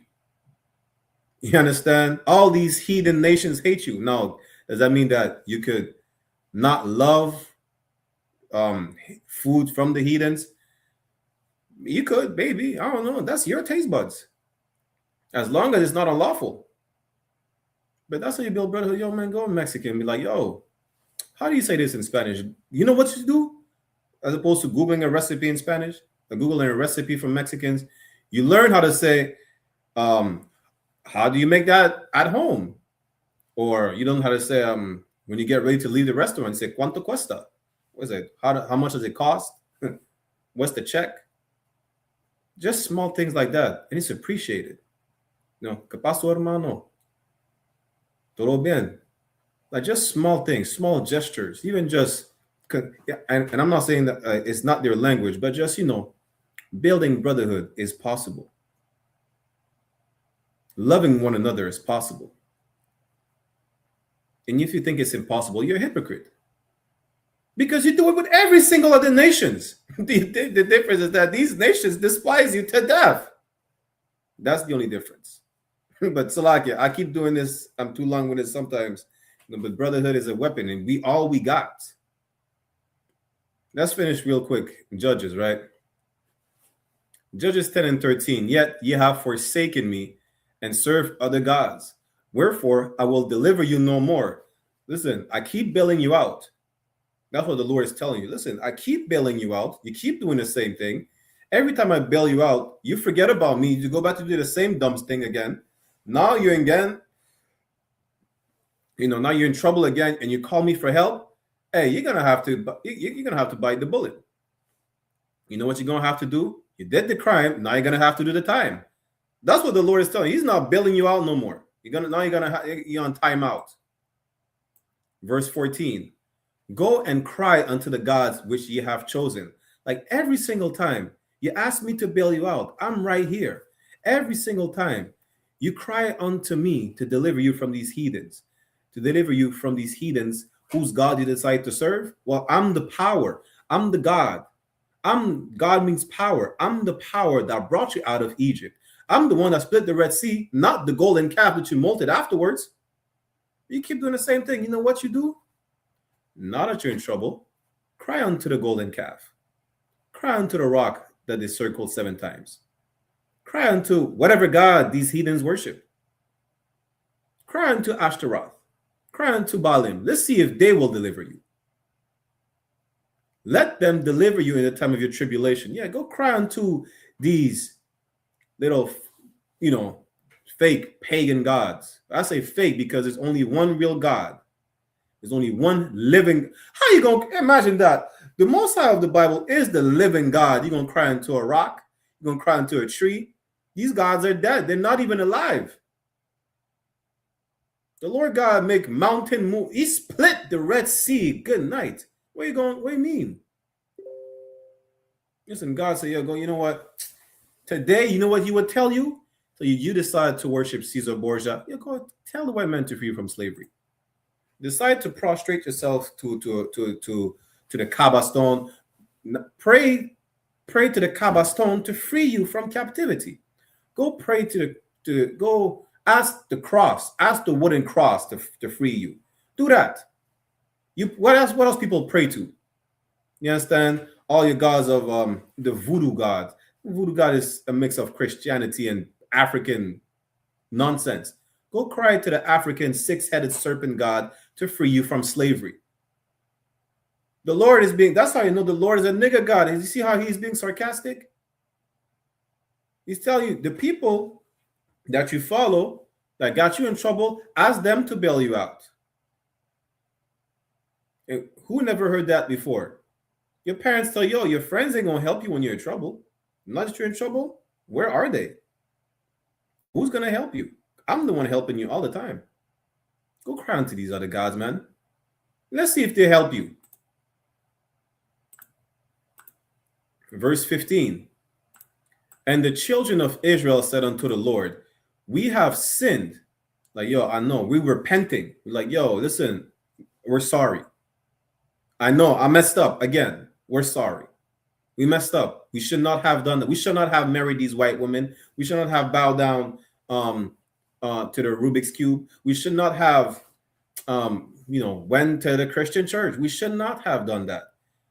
Or worship the spirit of the ancestors. And listen, people today, you can make a cult out of a phone. This will be a new god today. You will go in captivity for worshiping a phone today. Cry unto the Lord. I apologize for worshiping Samsung, iPhone, Google Pixel. Literally, that people do all the time. You understand? We apologize for worshiping the sun. When you created the sun, what is the sun doing for us? Salakia. Do thou unto us whatsoever seemeth good unto thee. Deliver us only, we pray thee this day. And you have the gall and the audacity to tell God, listen, just free us. Whatever you want to do to us, we'll take the punishment. Just free us. What do you mean? You're not in position to make demands. But you still do. Just like any children. You tell your parents, whatever punishment I got to take, I will take the punishment. Just come bail me out. Come pick me up. I'm stranded somewhere. I'll take the punishment. You want to take my phone for the rest of the week? You want to not let me out of the house? I don't care what is the punishment. I will take it. You understand? And that's what we've been doing with the Lord all the time. Whatever punishment, anything. Listen, take away all my riches. I don't give a damn. Just free us from captivity. Free us. That's all we're asking for. And imagine that. Again, you have the audacity to ask anything to the Lord when he asked you only one thing is to obey. He didn't ask anything else but to obey. And none of these laws, statutes, and commandments are grievous. What's that? 1 John 5:3. The laws and the commandments are not grievous. They're not difficult to obey. You have sex with that woman, that's yours for life. You have sex with another one, both of them are yours for life. You can't divorce. You can't divorce one because you want the other. You have to keep them. Says you have sex with that man, that's your man for life. Don't be out here being a whore. There's so many flavors. There's 12 tribes. Good night. There's so many flavors out of these 12 tribes. You going out to sleep with a heathen? They're disgusting. What do you mean? You're going to go to India, worship the rat god. The rat god did not split the Red Sea in half. The rat god is not making sure that, he's watching over you when you can't pay your rent. The rat is probably infested in your walls, though, because you know why? You decided to worship him. And now he's right next to you. When the Lord will make sure that there is no rats next to you. You have to worship the Lord, not the rat in the wall. You get the point. The Lord, listen, the Lord is not playing with this, man. And you keep doing the same thing over and over again. It's time to break the cycle. I'm going to get 2 more precepts. Then we're going to end the class, right? Judges chapter 10, verse 16.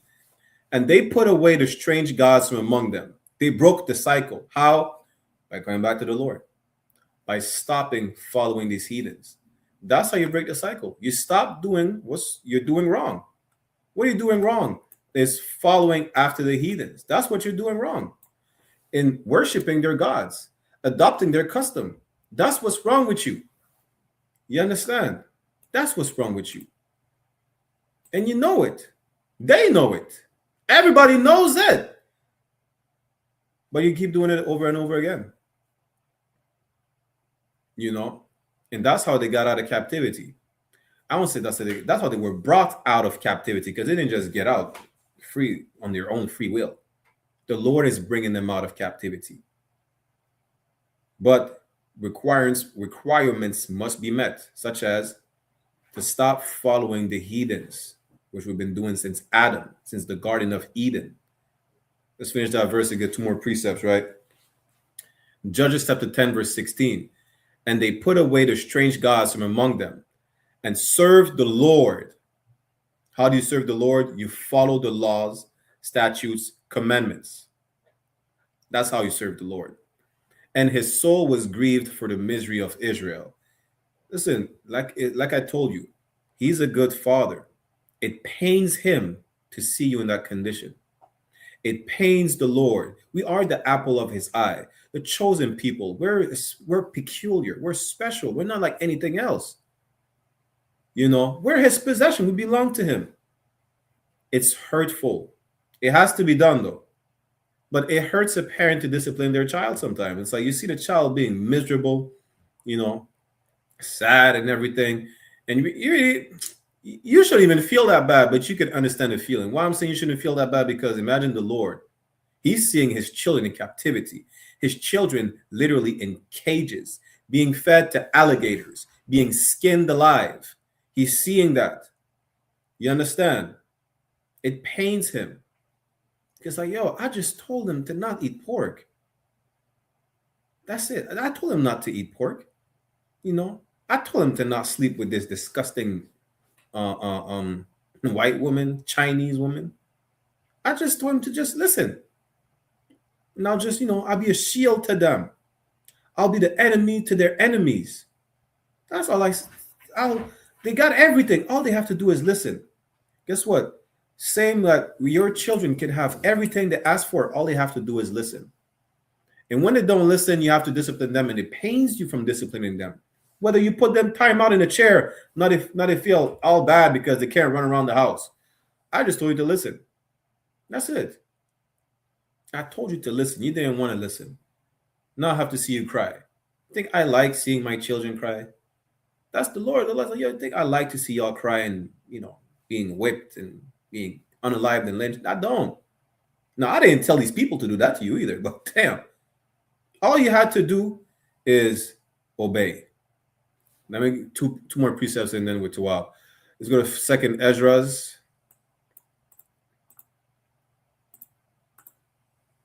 To water for everybody who rocked out with us. 2nd Ezra's chapter 13, start at verse 40. And what's the other precept I wanted? Salakia and Baruch.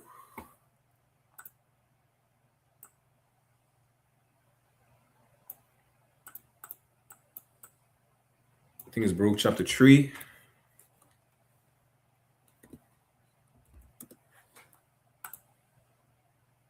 Second Ezra and Baruch.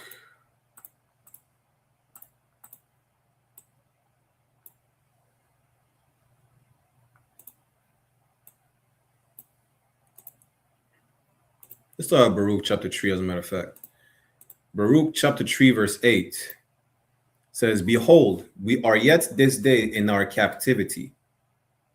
Again, being captives. You understand? Why? "Where thou hast scattered us for a reproach and a curse." I'm going to go through the curses, Deuteronomy 28. Verse 15 on down. "And to be subject to payments." Come on, man. You have to pay for what you did. You're being fined for what? For the transgression of the law, "according to all the iniquities of our fathers, which departed from the Lord our God." That's why you're in captivity. Because you leave the Lord. What happens when you leave the Lord? You follow the heathens. There's no gray area. You cannot not follow the Lord and not follow the heathen. It's either or. There's no gray area. When you don't follow the Lord, you follow the heathen. When you don't follow the heathen, you follow the Lord. There's no either or. What, you're going to create your own God? You got that from the heathens. Every single God. You think, listen, people were worshiping rocks since the Roman Empire, since even before that. What do you mean? You're not. What you're doing is not special. The only thing that is special is to follow the law. That's special. That's peculiar. That's set apart. It's not like everybody else. Right? But we understand that we're in captivity because we stopped following the Lord. So how do we get out of captivity? There's no gray area. There's one or two ways. You follow the Lord. That's it.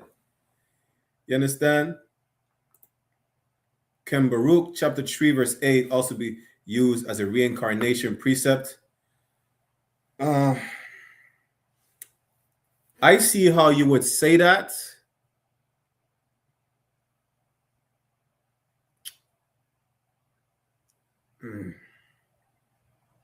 So you would have to say, how does it explain reincarnation? Like, we understand, we're suffering for the iniquities of our forefathers, right? But how do you explain that that's reincarnation? We know what reincarnation is, right?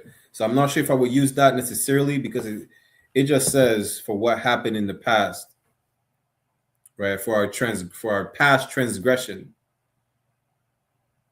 You know what? I'd probably pair that with you would need another precept for that, though. Because that precept is not going to specifically say it's reincarnation. If you get what I'm saying, right? Bear with me 1 second. It's my reincarnation precept. Yeah, Aizan asking me that question at the end of the class is unbrotherly. Now I'm playing with you. Bear with me 1 second. I might go over the time real quick.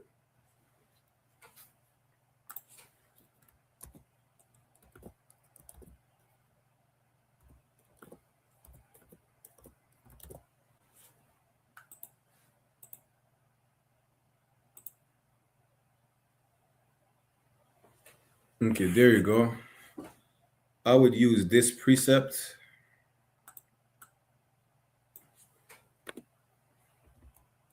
I think it's 2nd Ezra chapter 7.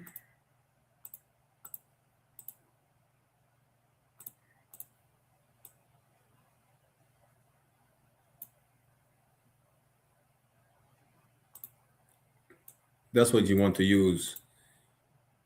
Nah, no sweat. Don't worry about it, Ak. But you rather use, you could refer to Baruch, but I would not use that necessarily because it doesn't directly say, right, more so that is, for reincarnation. What you would use for reincarnation is 2nd Ezra chapter 7 verse 56. For while we lived and committed iniquity, we consider not that we should begin to suffer for it after death. How do you suffer for it after? That's how I would use that as opposed to Baruch 3 and 8.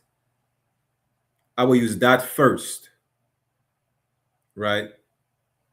How? Because you're gonna suffer it after death before you're gonna come back. Matter of fact, you're gonna have to do a whole class on reincarnation. I can't just give you little, pieces of precepts like that. But I would rather use 2nd Ezra 7 and 56. You understand? Because while we live in sin, we're gonna suffer it after death. How are you gonna suffer for what you did after death? You're dead. Where do you go? You don't go burning in hell. Nah, you don't do that. Burning in hell is a Christian dogma. Saying Shalom, Adam, Yabash Waktat, whatever, tuning in. You understand? Right? We're gonna do a whole class on reincarnation. Reincarnation, heaven and hell. We might have to do a whole class on that. But I will use that precept instead. I'm gonna give you another precept real quick before we finish Baruch and 2nd Ezra's. Is Ecclesiastes. I think it's chapter 3. Yeah. Ecclesiastes chapter 3.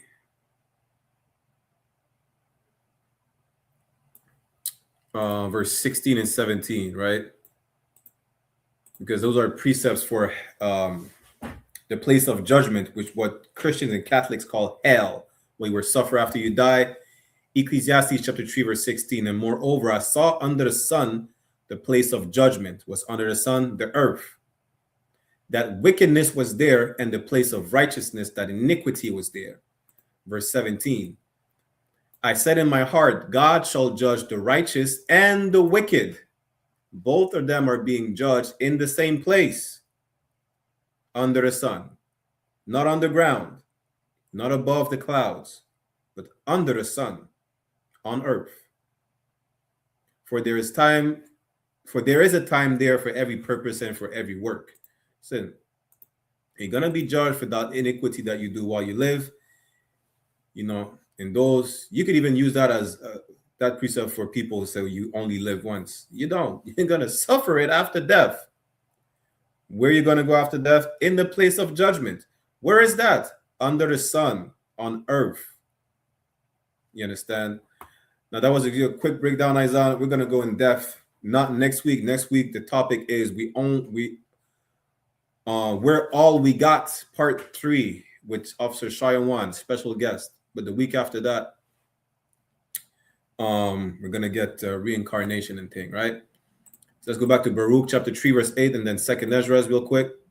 Baruch 3 and 8. Behold, we are yet this day in our captivity, where thou hast scattered us for a reproach and a curse. So yeah, a reproach and a curse. You could definitely use that precept to show that's the suffering after death as far as the curse, but I would not use it directly for reincarnation, Aizan. But this is why we're captive today.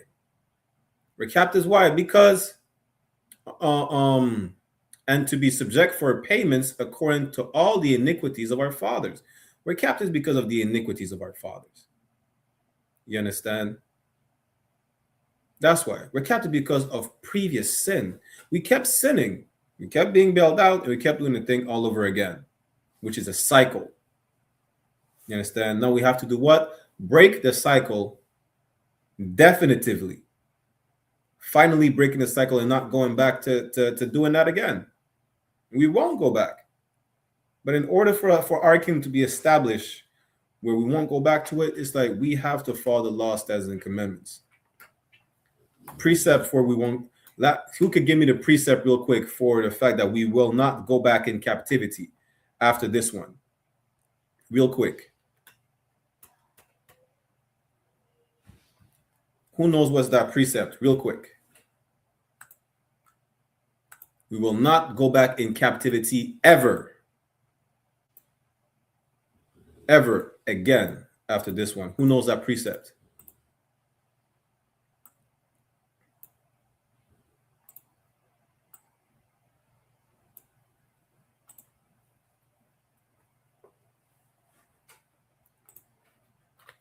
Who knows the precept?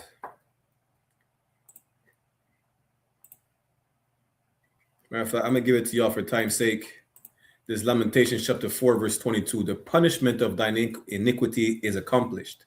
Is a future prophecy. O daughter of Zion, he will no more carry thee away into captivity. This is what you want. This is our last captivity that we're in. You understand? He will visit thine iniquity, O daughter of Edom. He will discover thy sins. We're under the Edomites right now, aren't we? Just so you know, this is our last captivity. You understand? Now, in the book of 2nd Ezra, I wanted to bring you to where the 10 tribes went to a land where no man dwelt to be able to follow the law, because they understood that they were brought captives. I think it's in the book of what? Either first or second Kings. I know it's chapter 17 though. First or second Kings, when the Lord removed us from Samaria and he replaced us with heathens. That's why that woman, that Samaritan woman, that's why Christ told us not to go into the way of the Samaritans, because we were removed from Samaria. Samaria was then inhabited by heathens. Now the 10 tribes, when they went to the land of Astarte? Now, what am I Astarte? Salakia. Arsareth, right? They said because they wanted to worship the Lord. There is no heathens around them to follow, right? Which is what we've been doing, following the heathens around us. So they went there unbothered, without any heathen influence. They followed the Lord until they stopped following the Lord and started worshiping the black Mexican dog, amongst other things, right? With that, we're going to clip the class right here. Next week, we will do the Brotherhood class, where all we got part 3 with a special guest, Officer 1000 Sharawan, the water for everybody who tuned in. We put the sign out link in the class. Make sure they'll click on the sign in and sign out link at the beginning and the end of the class, right? We're going to get a security announcements and end it.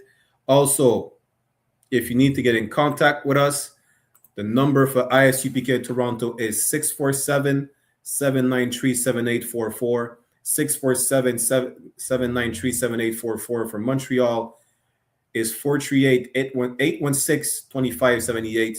438-816-2578. Questions, inquiry about the school, how to join the school or whatnot, just give us a call, shoot us a text. We'll get with you. With that said, get a security announcement.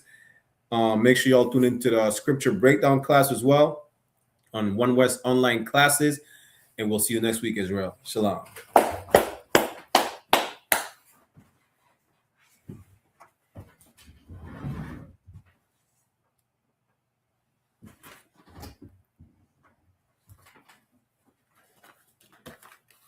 This is the I.S.U.P.K. security announcements. We are the I.S.U.P.K, the Israelite School of Universal Practical Knowledge. Started out at 1 West 125th Street, Harlem, New York, under Commanding General YAHANNA. Rule for new brother and sister. When a new brother or sister comes into the school, they're off limits for 6 months. They are to be saluted only. They're here to shed themselves of the world. If they need transportation, the teacher will arrange it. After 6 months, if a brother or sister has an interest in a particular person, he or she must get permission from the head to speak to a brother or sister.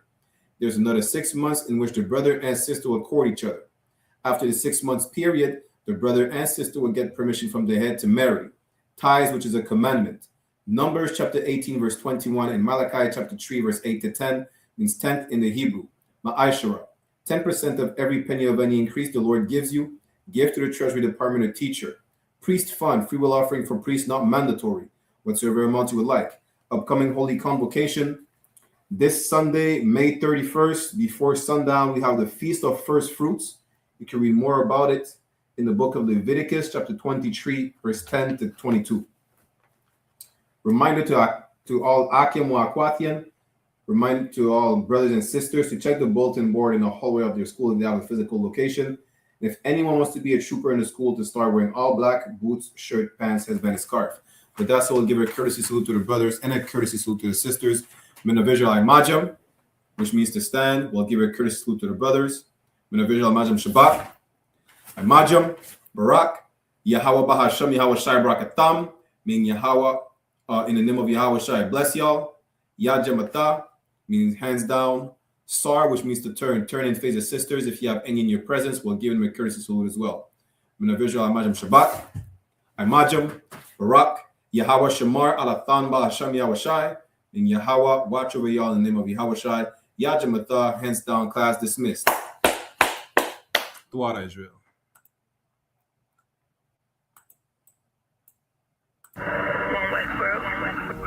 Check me out, dog. Roll the window up, man. The water.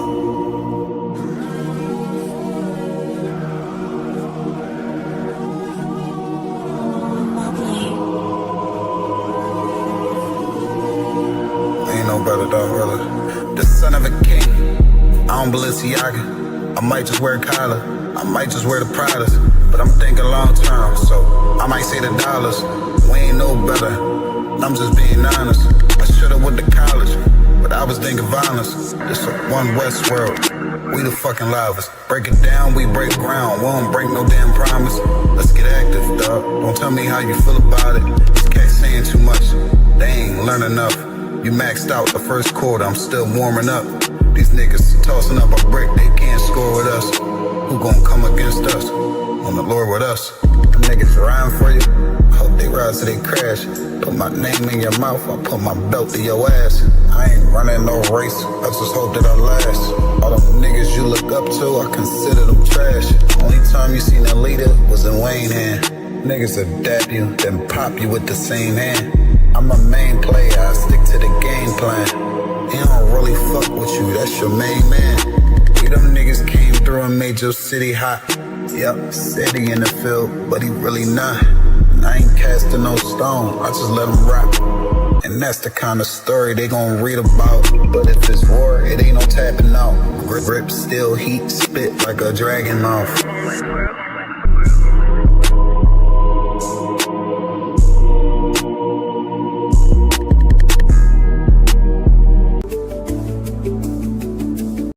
Hey, listen, brothers and sisters, man, if you like what you hear, hit the subscribe button, man. Subscribe to this channel. And also, please, go to isupk.com and pay your tithe.